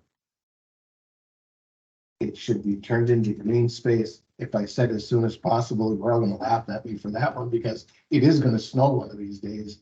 By a date, I would say by June 30th. by June 30th, 2024. I'm just talking out loud. It's not mine. No, it's good yours. I'm just saying that. Because in all honesty, we all need to be on the right page. It's like holding this much of the fence. What about that much? So we're all on the right page. So that's your condition with the date of June 30th, 2024, that it is green at that point in time. Gentlemen, I'm going to ask one more time for further discussion. Hearing none. Those in favor? Mr. Chair, Oh, excuse me. I just need Commissioner Winter, if he's willing to amend his motion to add the date June 30th, 2024. So, To the- excuse me. You know, Thank you. I'll do one better. I'll put June 30th, 2024. Oh, they got the whole month into it. We may have, who knows, maybe a frost will be out. That's my amendment. Commissioner Blake, are you interested in making a second to that? If, I would like to see this IUP passed, if that's what it will take for them to be able to operate their business, then I will second that. Further discussion on the 5th condition.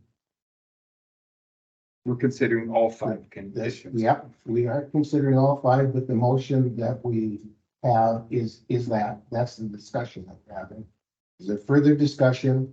We just added a date. Is there further discussion? Gentlemen, we beat this up for a long time. I'm going to ask one more time if there's further discussion in regards to this. Those in favor?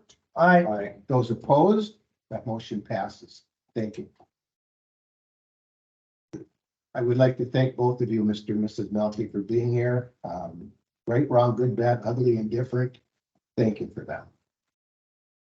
Can you take 10? Let's take a little break.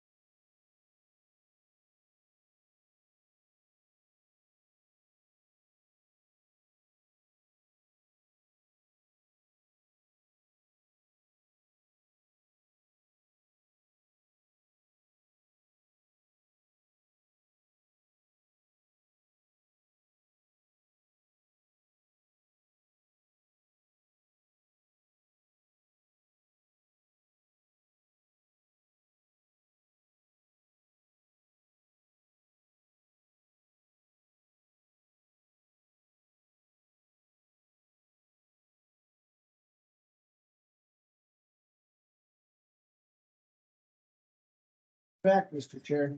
Oh, sorry. Oh, for Matt. Back now. Hello, Gene. Miss Amy, what do we have? Oh, Morning. good morning again. We have our annual land services report to share with you. And Matt can go to the next slide. As you know, we have kind of really three divisions within the land services department.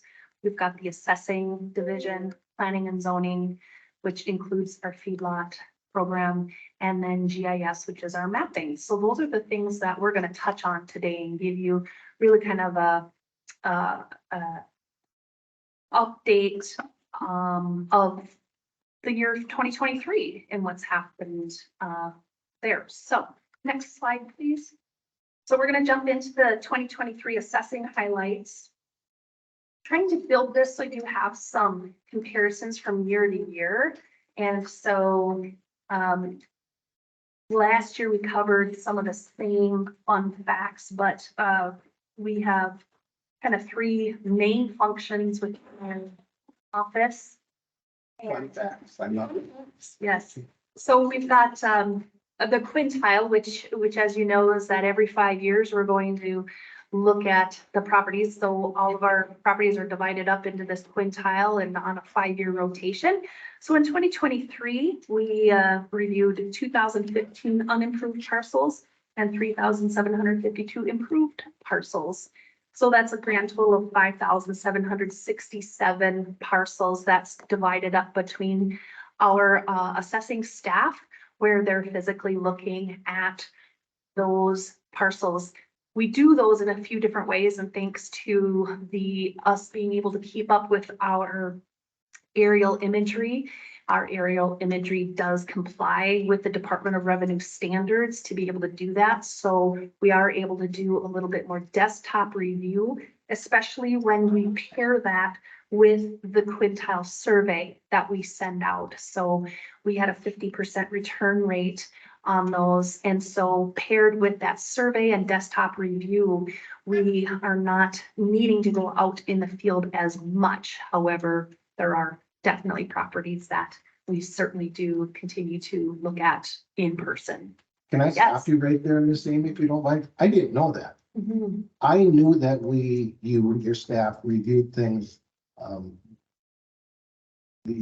What's the word I'm looking for? Aerial photo. Aerial photos. Yes, I knew that, yes, but I didn't know that there was more tied into that Yes. review, that the state says that's absolutely okay to do it that way. And that just reaffirms, besides my version of public safety, Mhm. just for the aerial business. That just reaffirms the commitment that this board has made, because it's not cheap to do that aerial No. stuff either, but that, thank you, I did. Yes, no, that is something, and we really dug into that during COVID times as far as having to do and complete our quintile, because we weren't relieved of being able to do that. But we definitely weren't wanting to invite ourselves into people's homes. Thank you. And so we have made it a priority to make sure that our aerial photos comply with that. Beautiful. Anything else, anything about? So then we moved to new construction purchases and alterations, and you know, we still have some numbers coming in from some of our cities and everything, but as of the writing of this report, we had 800 parcels with permitting activity. So that is on top of the quintile work that the assessors are picking up, that new construction that is happening. They are going out on site. They're measuring up the improvement on the property. So that is happening. The purchases, we looked at 1,616 ECRVs. So that is when a property is sold, an ECRV is filed. So the assessor is taking a look at those sales. That's really where we dial into the market. They're looking at those sales, they're determining if a homestead application needs to be sent out or any other interface with that new buyer to make sure the information that we have is current and correct. And then so far, we have 151 splits and or combines. So that's someone rearranging the boundaries of their parcel. And so that will trigger a revaluation of that depending on what they changed or updated. So lots of activity with parcel changes and improvements. On the application side, then we've handled 1,180 plus homestead applications. So that means we've had over 1,100 individuals make somewhere in Morrison County home, either by moving from one home to another or moving into our community. But that is an interface that we do with each one of those to extend that homestead exclusion to them. On top of that, we also have handled 180 special ag and blind disabled applications. There are some tax programs that people can participate in if they meet those qualifications. So we've got 180 people participating in that. And then also 400 disabled veteran surviving spouse benefits are being extended. There was some change in the legislature regarding disabled veteran, and we've seen an uptick in the applications and benefits that are extended to them. Any questions on that? Anything on that? Mr. Blaine? Mr. Chair, thank you. So when we look at the 1,180 homestead applications, like you said, that could be a person moving from one place to another, and now we're just tracking where they're calling.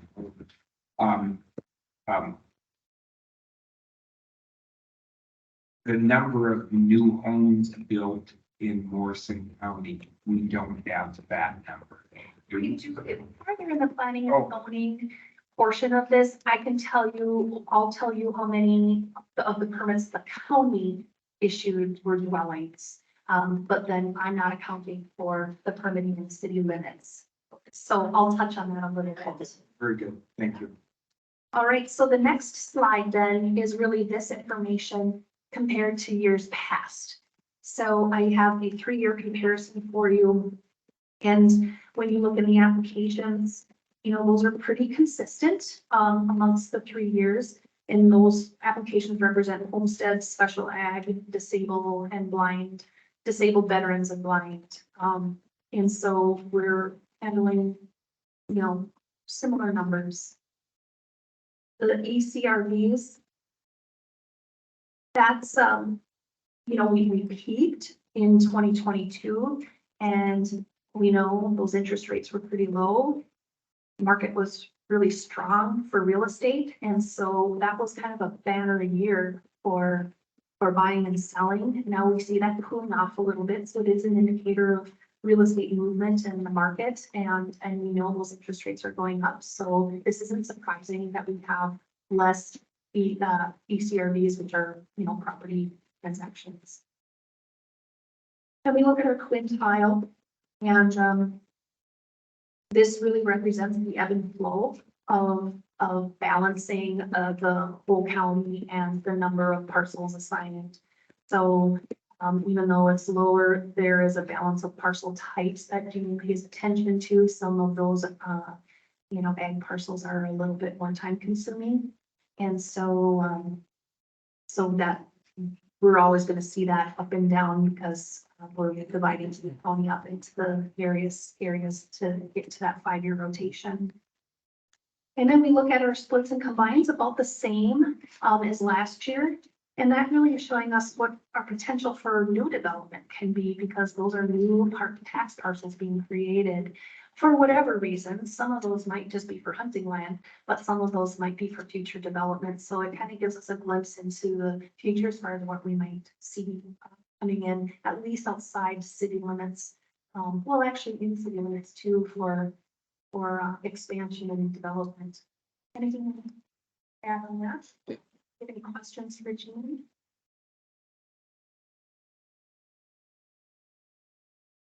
So So a few of the highlights that we wanted to cover for assessing is the, I wanted to include this because we had some discussion, or we touched on this a little bit in the TNT meeting as far as what are our taxes paying for and what are we covering?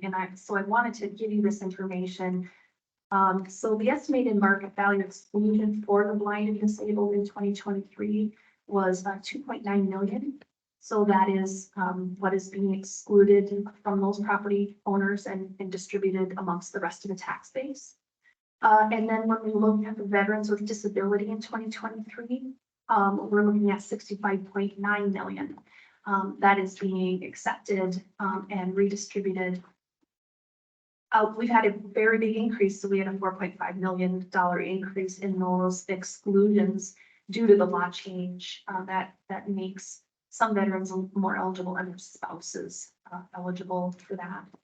So the grand total of exclusions just with these two programs is $68,930,400. So that seems like a lot, but I want to give you some perspective on that, because when we look at the total value of property that we're dealing with, it's $5,984,652,800. So when you look at this 68.9 million, that is 1% of the total value of the county that's being excluded. So, Miss Amy, Jean, I just have to ask, is this due in part to our Veteran Services Office? Is this due in part to our Veteran Services Office and Land Services? I don't know that we seek out veterans in Land Services. I have no idea. I don't think we do, but perhaps veterans come and talk to you. I don't know. How does that really work out? When I say Veteran Service Office, maybe, I don't know. Do you get a lot of phone calls for that from veterans regarding assessing and things that we're talking about?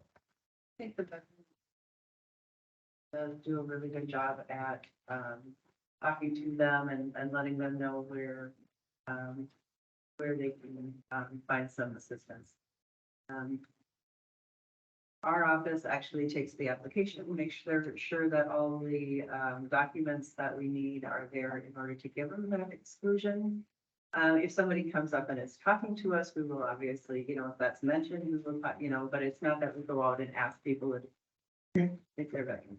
So the big change in this one is two things. Is one of the changes that the state made that made more people eligible.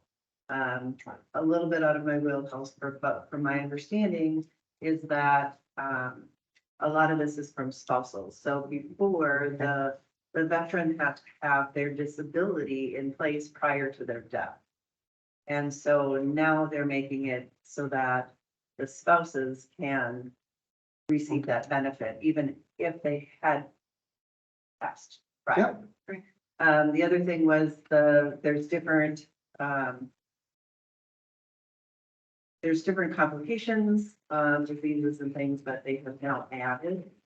So, to the possible, disability list, yes. So. Can I pile on, Mr. Chair? Go read it. Just for the heck of it. I'm just gonna pile on for the heck of it, if that's okay, Gene, Mr. Chair. So first off, I'll dial back, average, population of veterans is 6% across the country, and most of Minnesota is consistent with that. My last look here a month ago was that Morrison County is about 14% veterans, which is very impressive. Has a lot to do with Camp Ripley, has a lot to do with the patriots that live in this area. So we do have a larger than average, more than double population of veterans in our community. So that's kind of where it starts, is who we have that. And then Chris has told me that she services more than 5,000 veterans and their families. Then you get into what Gene's alluding to, primarily, I think we refer to as the PAC Act, which is a federal law change that expands eligible ailments to disability. And so the PACT Act has opened that up which has caused a lot of veterans to go back in and be reevaluated. And this is a significant uptick and change than what you've probably seen historically because of this law change. So then that then drives your disability rating, which then gets over to Gene. If a veteran is 70% disabled, is determined to be 70% disabled by the big VA calculator, they're eligible for some tax exclusion. I think it's $175,000 or $200,000 value. Maybe you could help me on that, but that's at the 70% mark. So anybody 60% and less pays full taxes, as I understand it. The next tax exception break is at the 100% mark, and at the 100% mark, you get relieved of, I think it's $350,000 worth of property value. So if you live in a $500,000 home, you still pay the taxes of the $150,000 difference. If you're 100% disabled and live in a $300,000 value property or less, you pay nothing in property taxes. So that's, I think I connected all those dots.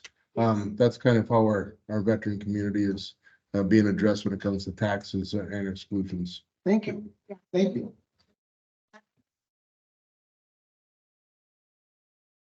With them, and we have those business cards at the phone. So when we're made aware that we're working with a veteran, that paperwork needs to come from the Veteran Services office, and they know what that veteran needs in order to qualify for the exclusion. So we work very regularly back and forth with the Veteran Services office. They're very aware of the exclusion, and we're aware of the paperwork that they need to be getting. So that is kind of our connection with the Veteran Services office. I have a feeling that those numbers could increase with your department sooner than later, because our crack reporter from our local newspaper is here.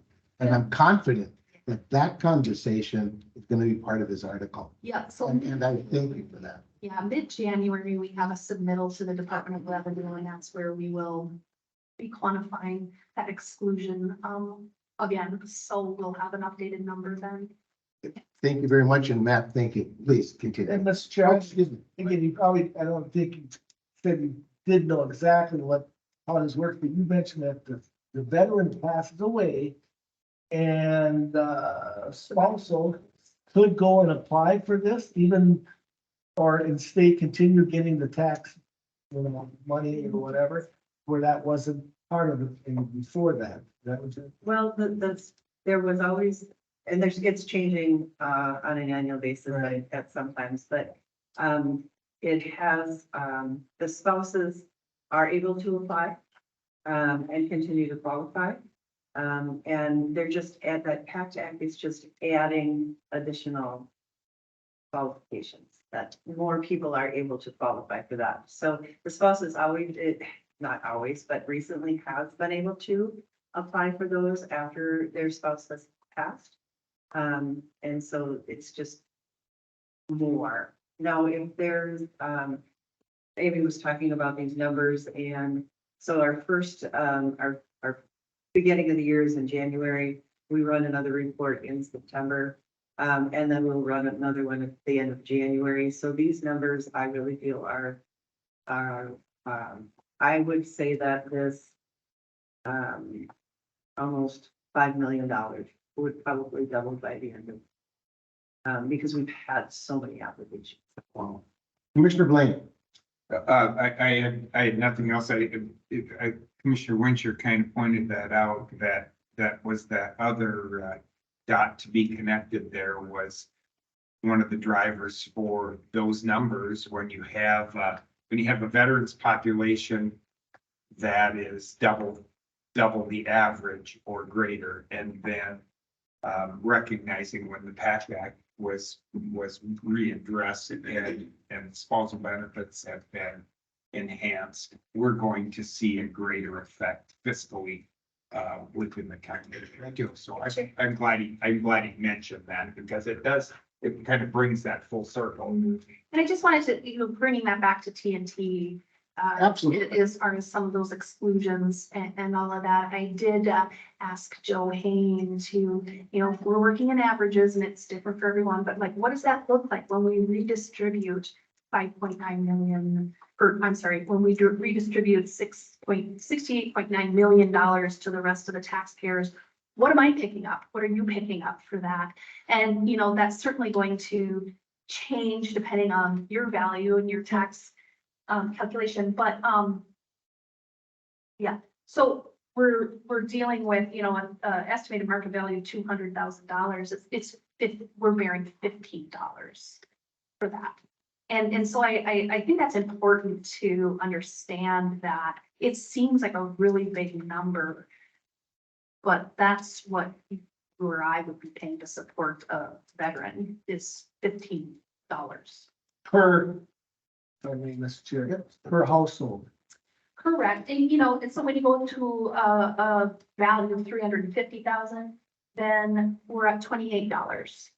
And if you're at $500,000 of value, then you're at about $40.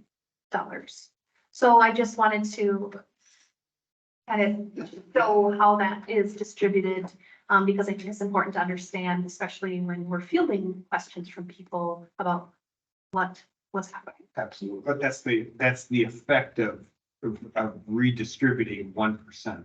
That's correct, 1.5%. Or Yes. 1.5%. Yeah, Absolutely. that's the dollar figure. Yes. So I just wanted to, Absolutely. And thank you both for that. I didn't mean to prolong, but No. you can sure see that your county board's paying attention to what you're talking about. So please continue on. Sorry. this. There you go. Since we-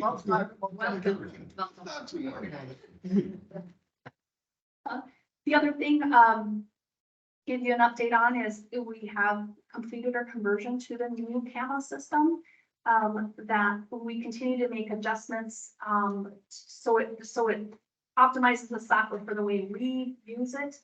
That is something that Gene has certainly had a belly full, and needs to be very, very diligent with that. I mean, I think credit is due as far as for that, looking out long term. You know, there were some very easy fixes that we could do just to get us through the next year, but Jean has opted to stay the course because she wants these changes and updates to be long-term and get us where we need to be. So that work now will definitely benefit us in the years forward. So it continues to be a project for Jean, but it's getting. So, and then the other thing that I'll have Jean talk about a little bit is, you know, we know the market is stabilizing in some areas. We've had some really extraordinary increases lately in property value because that market has been pretty wild. But it's starting to calm down, and we do, the Department of Revenue will give us what our time trend is, and that's where that is really the percentage that we adjust sales to, so everything's current January. And so they look at our sales as well as Jean, and Jean is always analyzing that, but the Department of Revenue is responsible for giving us the time trend to apply. Jean has been scrutinizing that a little bit and has appealed a couple of the time trends to the Department of Revenue, just because of, she's got her finger on the pulse on the market and feels differently. And she was successful in appealing to those, the on water and then also the Green Acre value. And so we did, since we wrote this, we did get a response from the Department of Revenue. So I'll let Jean explain that. It's higher than what we'd like, but it's better. Yes. Please. So all the sales go down to the Department of Revenue, and they have a sales and data analysis that look at all the numbers. And the on-water number came back this year at 19.112, which is, it's a very large time trend for on-water. And I did appeal that for the reason of a lot of our on-water is different. So we have large lakes, we have small lakes, we have Mississippi River, and the department puts those all together and says that they're going to all be at 19%. So I did do the appeal, and they did come back with a 16.16. So it was reduced, slightly. I was hoping for a little bit more. Because our numbers are, stabilizing a little bit more. We're not having the increases of 30% that across the entire county like we have in the past. I was really hoping for a little bit more there, but, Yes, So does that mean you're off by 16.6% on your evaluation? No, What does that mean? the time trend will take the sale from where it happened in our sales study and move it forward to January 2nd of 2024. And so that will add additional value to that sale price. So, Adjusting, we have to adjust the market, so we're always comparing apples to apples. Because a sale in August is different than a sale in November, because the market is different. And so you account for that change in market. That 16% will make up that change.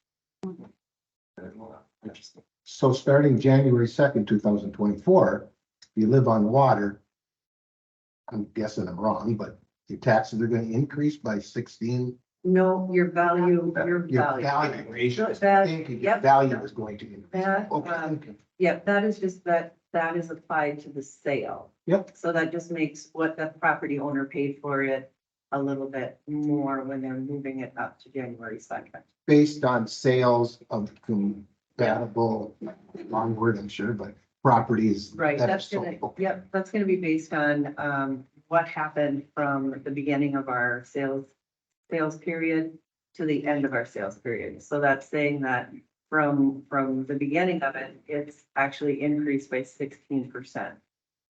So that depending upon how many months, this is calculated by months, so that 16% is annually, so it's gonna be calculated out by month. Thank you for that.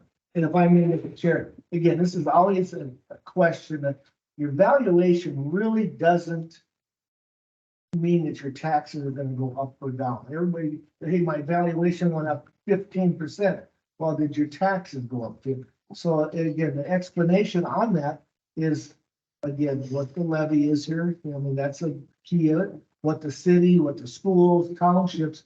So even if you was, and I think back to that lady who was here from Truth and Taxation, she was saying her valuation was going up. Well, you kind of want your valuation to go up. You just don't want your property taxes to go up, so, and that's what, again, where it's, I had a talk with an ag producer too, his land value is going up. Only it affects him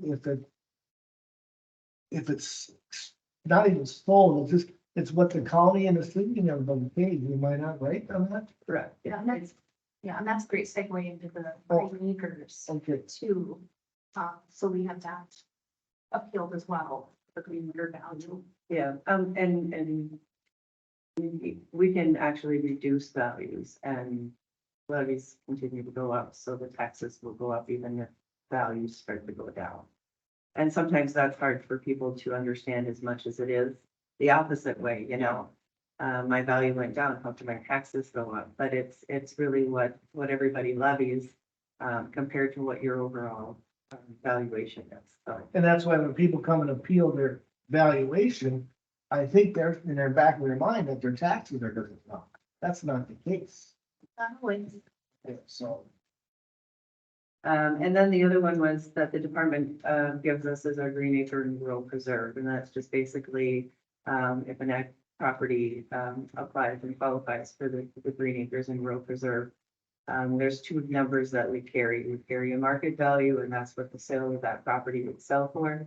And then we have a green acre rural preserve value, which is what the department will give us this year. And so they'll pay the taxes on the lower of the two. This year they had increased us to, last year we were at 3,700. This year they went to 5,200, which was a large jump. And compared to what our neighboring counties had for their green acre value, we were significantly higher. So I did appeal the green acre value from 52, and they did return that our green acre now is at 42. So they reduced it quite a bit, and so that will that would be the number that moving forward, we will be using for the green acre value, so. And whether Green Acres kicks in or not really is market driven. We hadn't had the Green Acres benefit really kick in until last year it went on because the market was so high that farmland was selling for a lot more.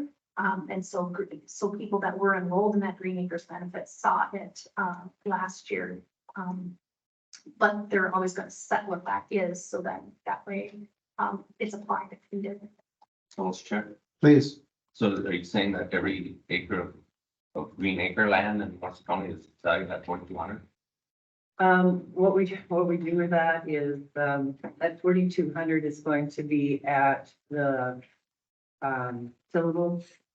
So the 4,200 is tillable land. And that is gonna be, and so with our market value, we have different townships and cities that have different, we start out with 100%.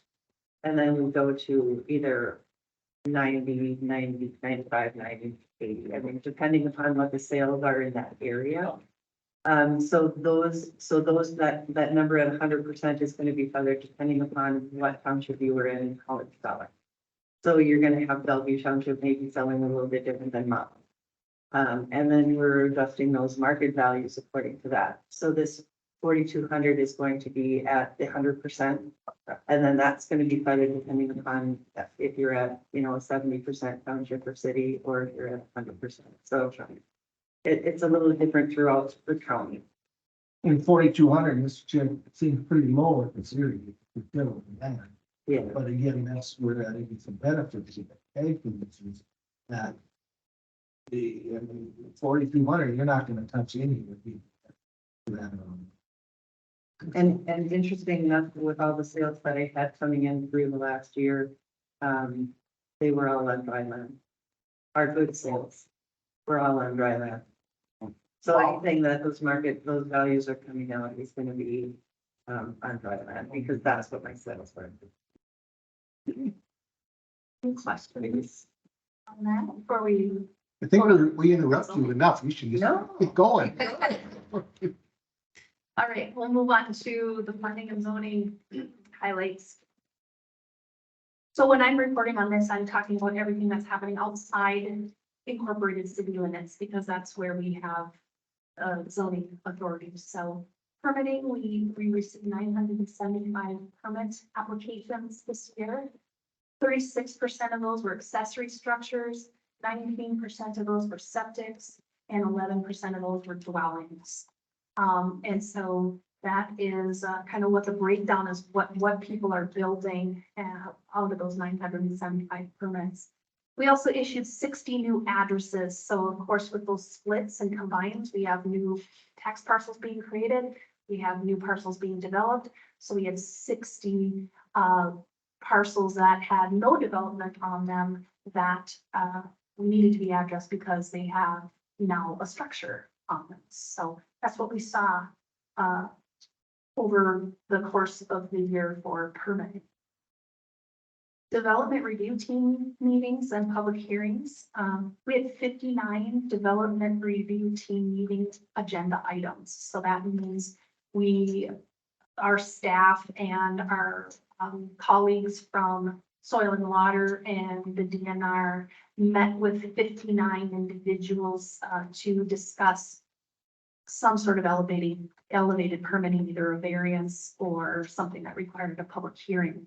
53% of those agenda items were to discuss variances, and the rest were rezones or conditional use permits or something. And then we did have 51 public hearing agenda items over the 2023 year, and 49% of those were variances. So we were busy with public hearings, and there is, the meeting itself, but then there's the research that's done, the staff reports, the findings, all of that fun stuff that goes along with those. So they keep us busy. Complaints and violations continue to roll in. We had 57 new complaints received in 2023, and we were carrying 53 over from 2022. So our total workload, for complaints and violations was about 110. We had 110 open, violations that, a staff of 3 people were working on, over the year. 41, we were able to close 41 complaints, which means we got compliance in some way, shape, or form. Either they removed the structure, permitted the structure, got, a variance to continue whatever they were doing. And that's, when we're looking at the total of 110, that's a 37% closure rate. And I'll talk about that a little bit more in the highlights. And then as far as feedlot, we've been busy with the feedlot. We had 65 inspections this year, and so we exceeded the number of required inspections by about 25. 71% of those feedlots that were inspected were compliant. Remainder were, we call them conditionally compliant. It's most of the time, if we've got some issues, it's usually their paperwork. So it's not a pollution issue or runoff issue. It's more they don't have the paperwork to go with what they've got. Documentation is always usually the issue.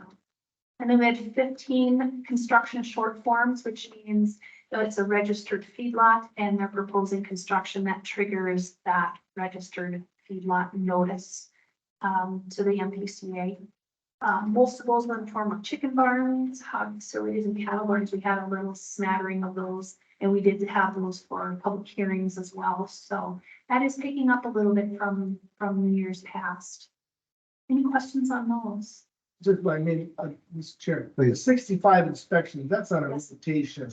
Yes, we put those, so one of the things we did several years ago with our feedlots is we put them on essentially a quintile.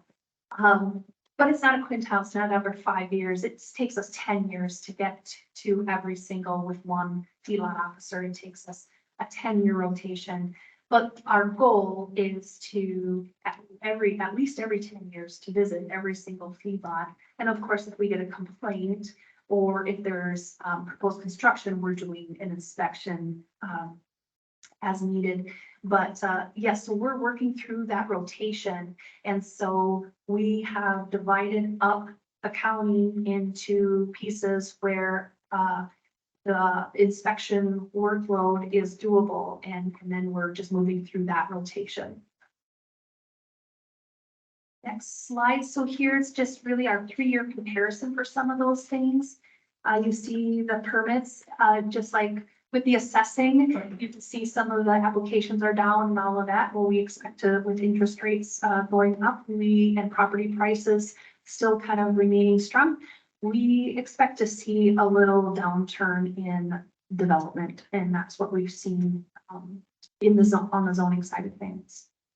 The splits and new development declining, which is not surprising, especially when we have the information from the assessing office. It really goes hand in hand with that. Development review team meetings. We had in 2021, we had quite a few, 89, and now we're down to 59. And so I'm not concerned about it. I think it's really more, that's more of an indication of the limitations people have on their properties and whether or not they're choosing to move forward with a variance request to do that, to do their project. Public hearings, we're up. We have 11 more hearing items than last year. I think one of the things that's changed with that is we had more feedlots this year than we have in the past.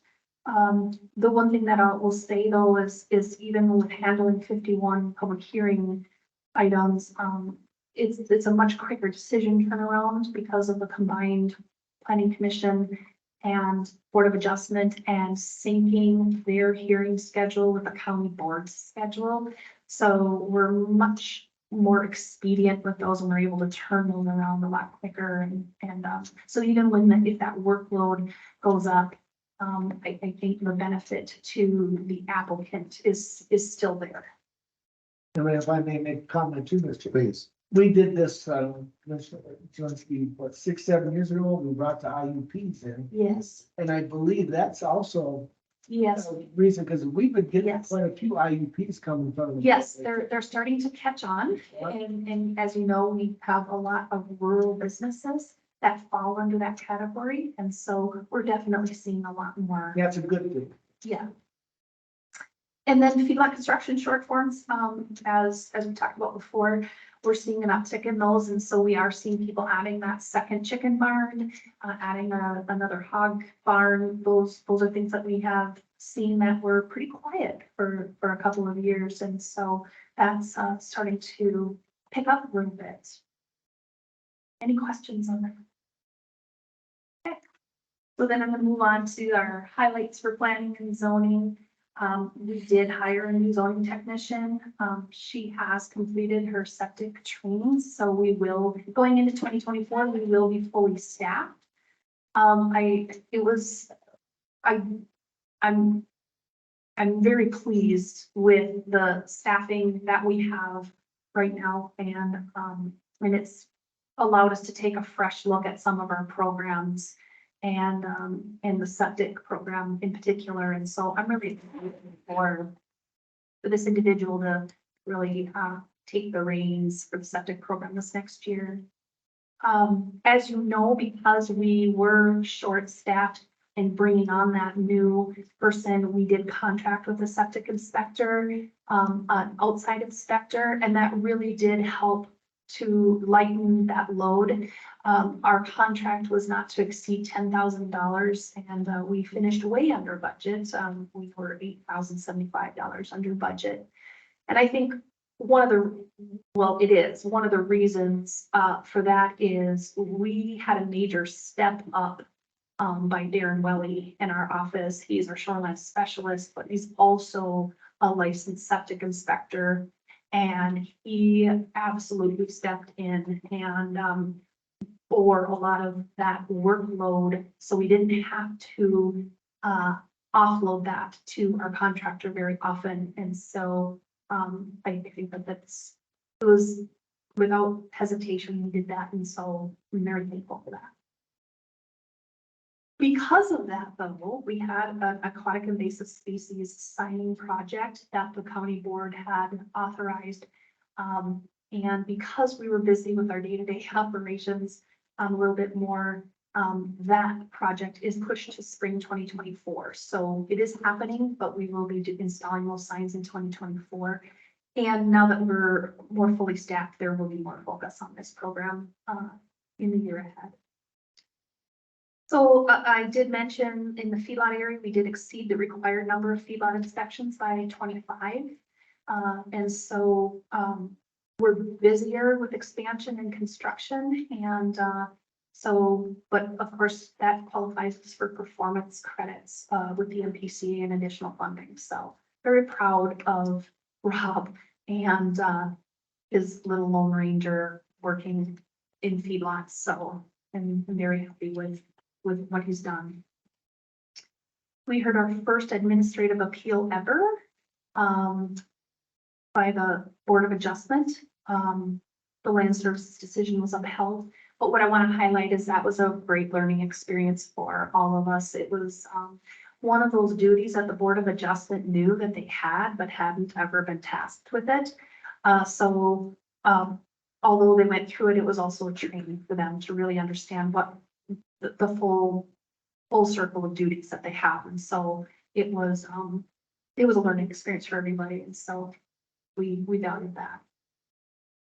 Complaints, they're increasingly complicated and time consuming. We have resisted projects. We have property owners that don't respond. Either that or the fix is not straightforward.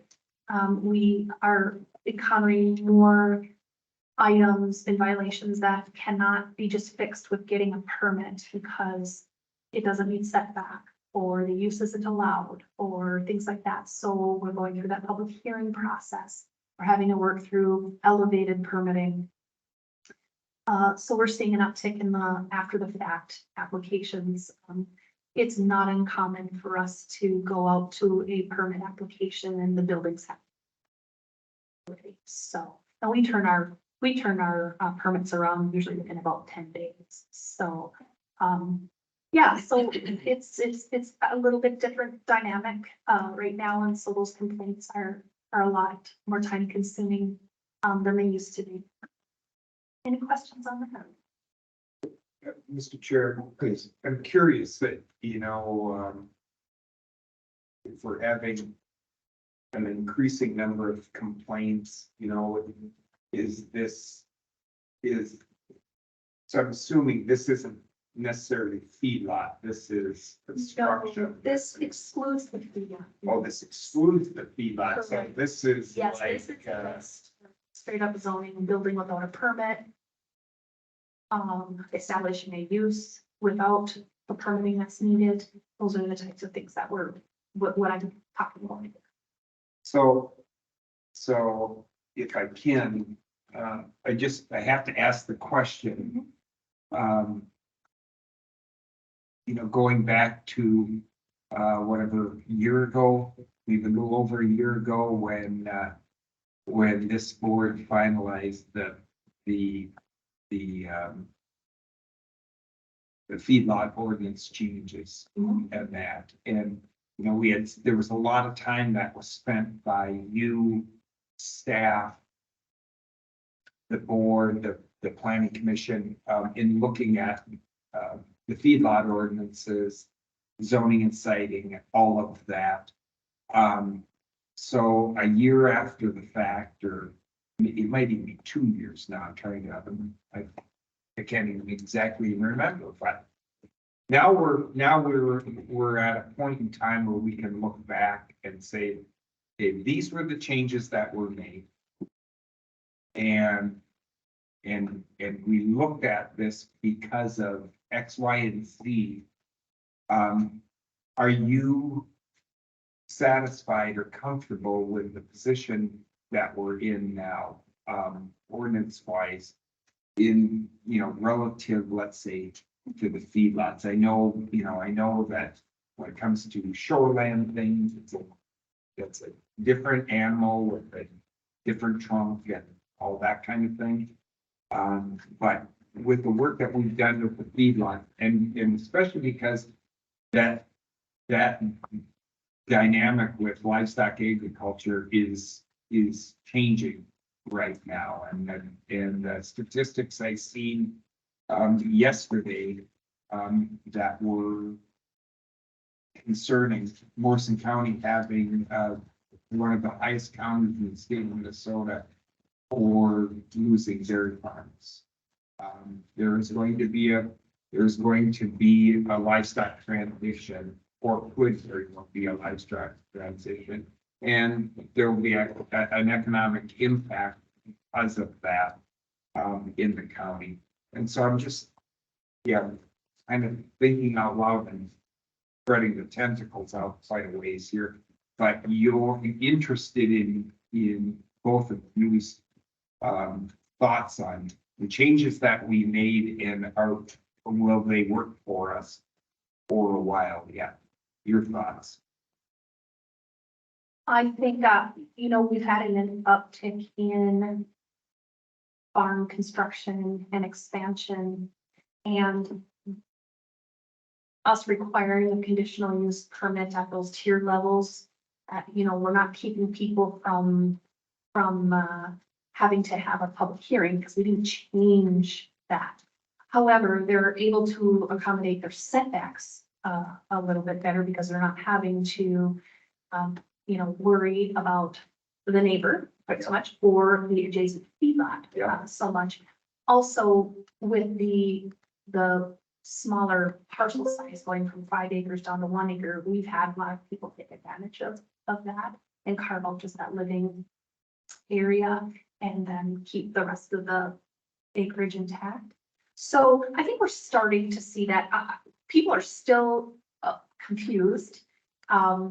The dwelling density issue, like when we were talking, I think people still have it in their head that we did adopt the A20, A40, the A80. And so we clarify that quite regularly, with people, but, I think that, it certainly has cleared the way for expansion without so many barriers to setbacks. So I think it has, the one thing that we're seeing now is people who are just shy of the 75 contiguous acres to go to tier 2. We've seen a couple of variances and have conversations with people that don't have that. So that would be the only thing I see hanging out there still, that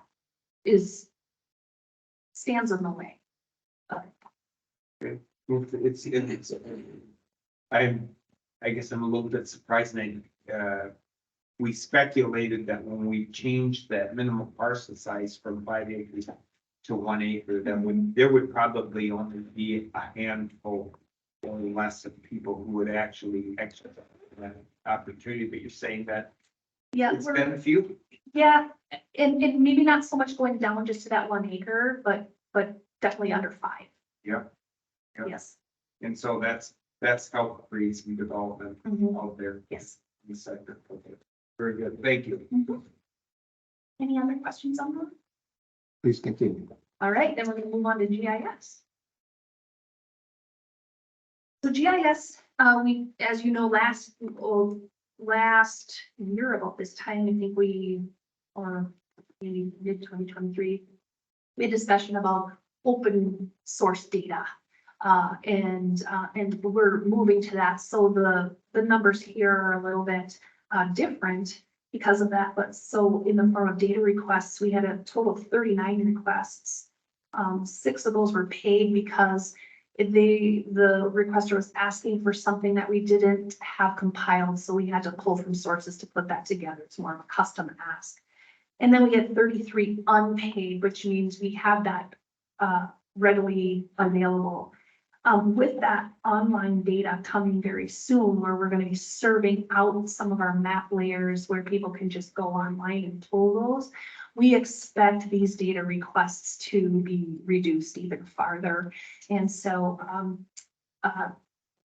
I'll be really curious to see what that number is once that is gone online. But those data requests pull from the assessing data and tax data. So usually it's involving more than one office for Brad to pull all of that information together. So having that just served out for people to utilize will reduce the amount of time spent on those by quite a bit. Just as the assessing division and the zoning division handles splits and combines, so does mapping. For every change someone makes, we're making an update to the map. And also if there's certified section corners, we're also inputting that data in there. So anytime we get one of those, we are adjusting that map so that handles that when those come in. Beacon statistics, this is our first year of going to a subscription. As you may recall, we separated the Landshark subscription from the Beacon subscription. And so we allow people to just have a Beacon subscription now. And that gives people access to our data 24 hours a day, 7 days a week. And that has been a real time saver for us because we offered the subscriptions daily, monthly, or yearly. And so people could really choose how they were going to utilize our site and pay accordingly. So as of the writing of this, we've had 184,000 visits to Beacon in 2023. That's about 520 per day. That does include staff and public. We can't separate that. Well, if you look at what a return on investment with that is, if staff had to handle 520 inquiries a day, even at 5 minutes per inquiry at an average of $20 per hour, That's $306,692 that we'd be paying staff to be taking care of that for someone. And so I think that self-serve ability, and, you know, 5 minutes is very quick, you know, so I think that we definitely, it is expensive to keep our aerial photography up. But this is another benefit of keeping that up and current, because then people can access that for whatever they're using it for. 5 minutes is very generous. It's very, I mean, let's face it, music, it takes generally more than 5 minutes. To get out. For some of us, so it, and not pointing any fingers, but 5 minutes is very generous, so. Yes. Yes, so that's. And is that, and is all the eyes are looking at me? God, I gotta take that up. So gives me the opportunity to ask another question. Here we go, 5 minutes. Yeah, no, so when I go on to Beacon and I look at, and I'm looking at aerial imagery of the county, property in the county, my own property in the county, how often is that updated? Is that aerial photography updated? Is that once every year, once every 5 years, once every month, once every day? Yeah, our aerial photography we've gotten in, we try to fly the county every 4 years. That keeps us in compliance with being able to use the imagery. We just flew the county spring of 2023, so we have fairly new imagery online right now, but we also have the past imagery on there as well. Okay, so that imagery that we see when we go on Beacon now will be the same probably till 2027. The photo, if someone makes a split, the parcel lines are going to be updated. Some of those other map layers that lay over that area imagery will change. Or if Public Works goes through and adjust their right of way, we're going to adjust that. So those things will change, but the aerial imagery will remain the same. Mr. Chair, I have a question.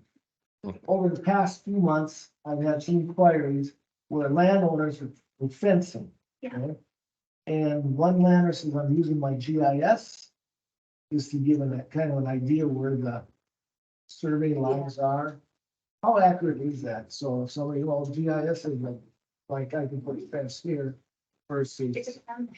That's a great question, and it depends on a lot of different things. So it depends on what area of the county and the quality of section corners that we have for the mapping. It also depends on the right-of-way layer and whether or not that has been GPSed in, because now when Public Works updates, you know, when they're going through and doing a road, they're plotting back in, and that's plotted in. And so it will vary. For us, we have the policy, because we know that map should not be right on for hard and fast. It gives us a general idea or an indicator, and it gives us an idea if we need to dial in on something on the wall, like, ooh, this is awfully close, we need to pay attention to this. That's really what we use that for. It's not a hard and fast property line. When we go out for right of way and setback from right of way, we have a policy that if the proposed construction is within 10 feet of the setback, so for example, in the ag zoning district, we have a 40-foot setback from road right of way. If someone is proposing to be between 40 and 50 feet from that, we request the road authority to stake their right of way. And we take our measurement from that in the field, because we know there can be a little bit of a swing there. And when this comes up, and Gene is again, where property lines go, again, you're gonna get different times, but my point I'm getting, when these surveyors go out, private surveyors, I know there's always a hard problem having them come in and give the information to the county. You see that being the same, or are they increasing? So anytime now they do a survey that they come in and you get that recorded? Wonderful question. And the next. Why not? It's a good question. I love it. I have an update on the section corner word. Okay. So That's coming? It's coming. All right. Feedlot map updates, as you know, we map all of our feedlots. And, so when we had 104 changes to feedlots this year, and that means either registration change, animal unit numbers, activation, deactivation, all of that, so that we actively manage that layer. And so we had 104 changes to our map.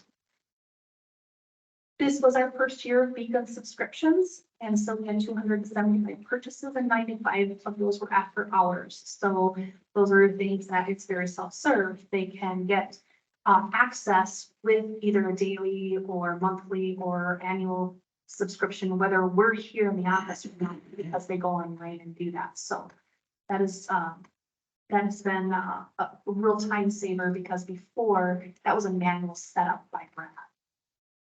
So that has helped a lot. And then public hearings map, that is hand in hand with the public hearings that we've had. Out of the 59, I think that we had 40 of those ended up with some sort of condition or something that we had to circle back with. We do track those on a map, and they come up, then we can see if a condition has been complied with. And so Brad manages that tracking for us through GIS. So that's really what he's been up to this past year, at least just with our mapping. Any questions? Good to go. As you know, too, we have been in the phase of the next gen 911. We have had a role in that as far as validating the 911 data. As you can see on the map, we are considered to be all complete. So our data has been approved and complete, but some of our neighbors' GIS is still being developed. So we have the potential of, as their data is tweaked and moved, we may along those borders have to do some adjusting. But as far as for us, our work is done until the neighboring counties have completed their work, and we're notified if there's anything that needs to be adjusted on those bordering lines. So otherwise, we are mission accomplished there. Without going into a book about next gen 911, I'm kind of familiar with it. And I will tell you that we starve in the state of Minnesota. And if anyone thinks that Brad is not recognized in the state of Minnesota, we should all just take a breath and say, "Who? Brad." Because Brad is. And this is a huge project. I mean, it's a statewide project, and it goes further than state. So I'm really thrilled to see that we are complete. Yes, and he had a background in this before he came on too, so he really hit the ground running with this and understands the basis of 911 addressing. And so, yes, so And for those that are asking, when we talk about specific points on the fence line as an example, this is, it's big. This next gen 911 thing is big to pinpoint locations of those that are making the call. So I'm not going to get into a line fence because I'm not doing that. But that's one of the billion different pieces the next gen 911 is. You're going to make that 911 call, or you're going to text it, or you're going to, however you're going to do that. It's there. So yeah, it's huge. yeah, Brad has spent a lot of time with the dispatchers, Yep. and all of that, fine tuning their understanding of the mapping and dialing that in. So he works very closely with law enforcement to make sure that that is functioning the way it should. Thank you. All right, then the last slide I have is, again, on GIS, and this goes to Commissioner Winter's question about our section corner work. And so first, we are putting out a 2024 edition of the Morrison County Plat Book. This might be the last one we do. With the online availability of maps and people being able to download mapping, they're not moving quite as much as we have, 2020, we still have some 2022 stock. And so we did order one more round, and we're just going to monitor that and see if it's worth the expense of putting those together.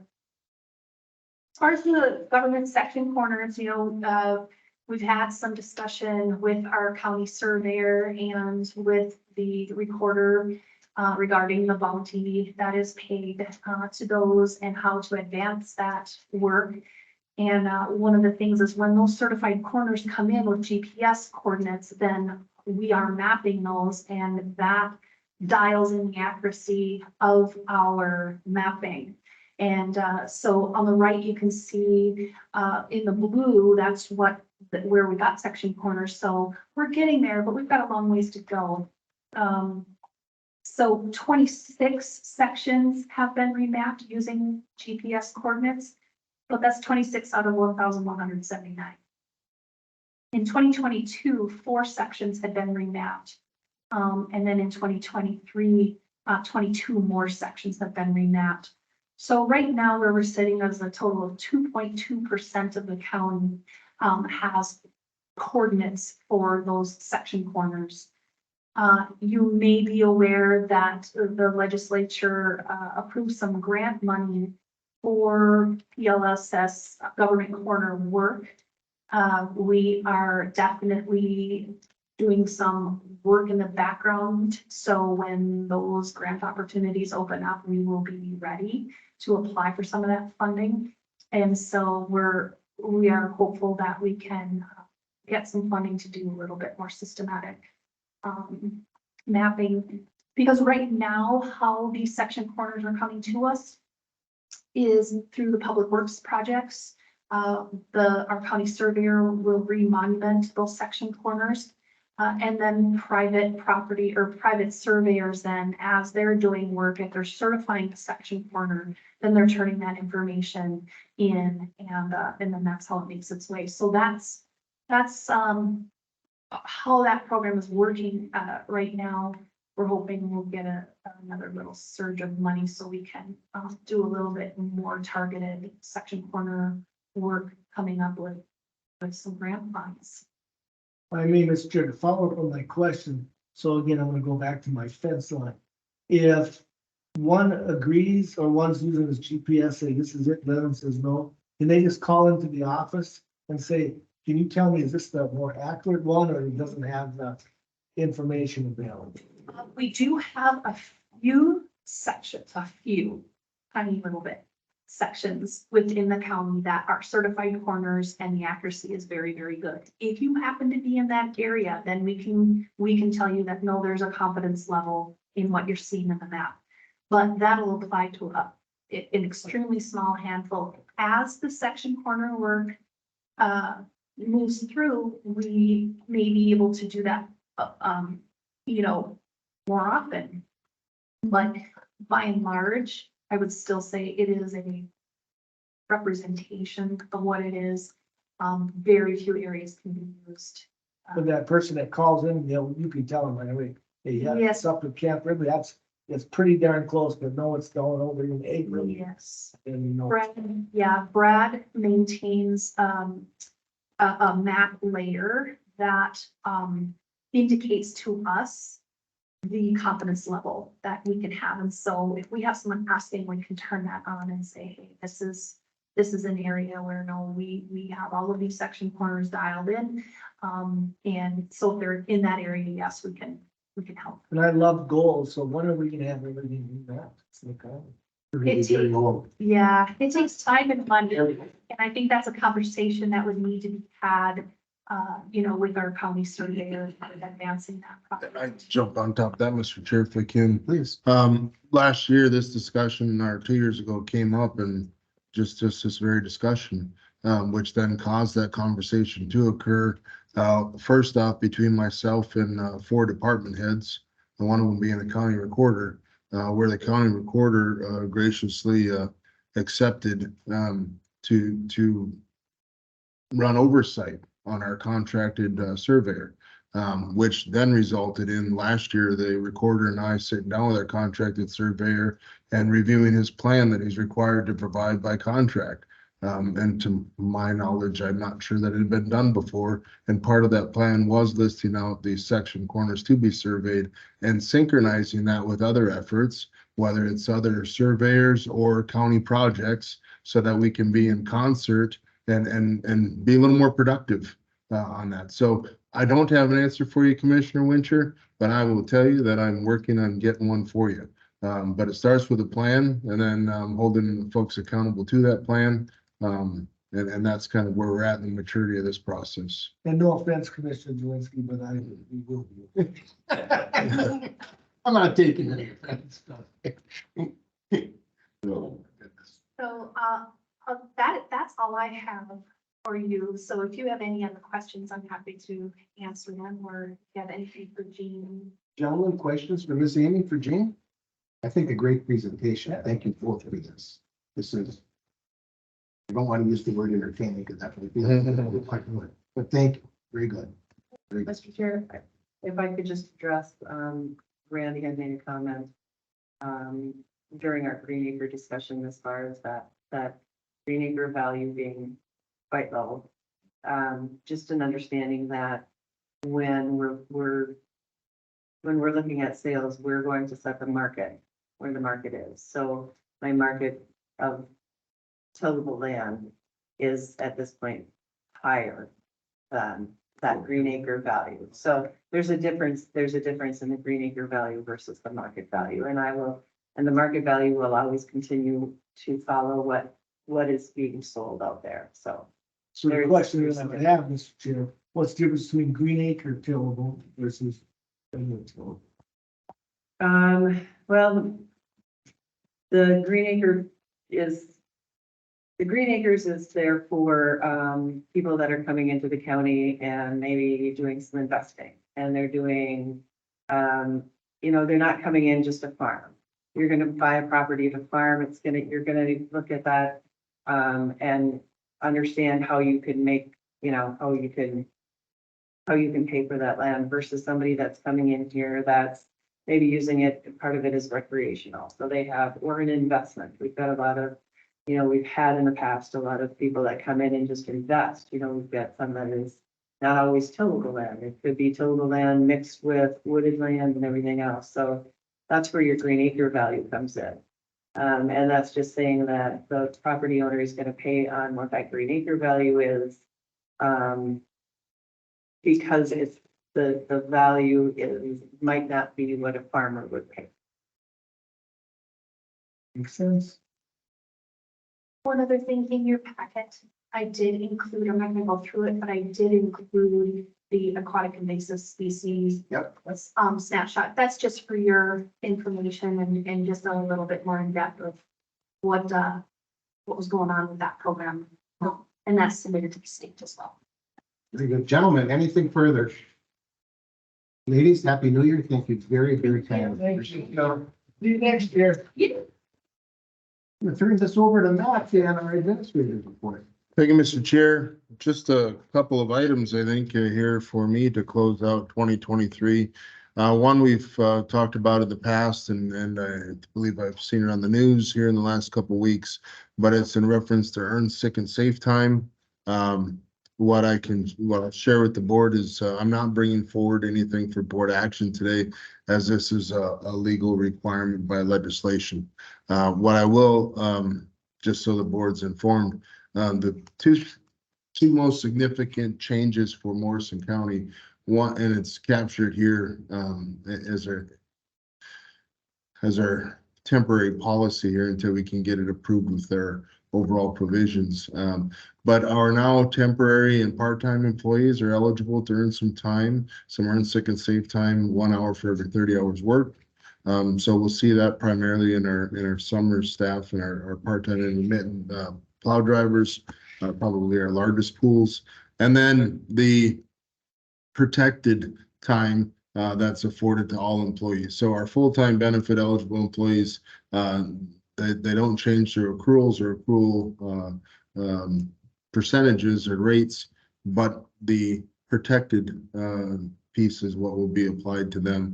And that will be captured in our Paycom payroll software, where it'll be a drop-down option similar to bereavement or jury duty or military. There will be one that says earn sick and safe, and they have up to 48 hours of that that'll be protected. So I just wanted to give an update. We will be sending notice to all employees today, which is one of the requirements by the state of Minnesota. The notice is from the Department of Labor, and their language.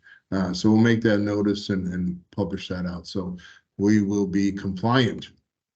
Unless there's any questions there, I'll move on to my second topic. Please. I think it's my second one, which I think it's my final one.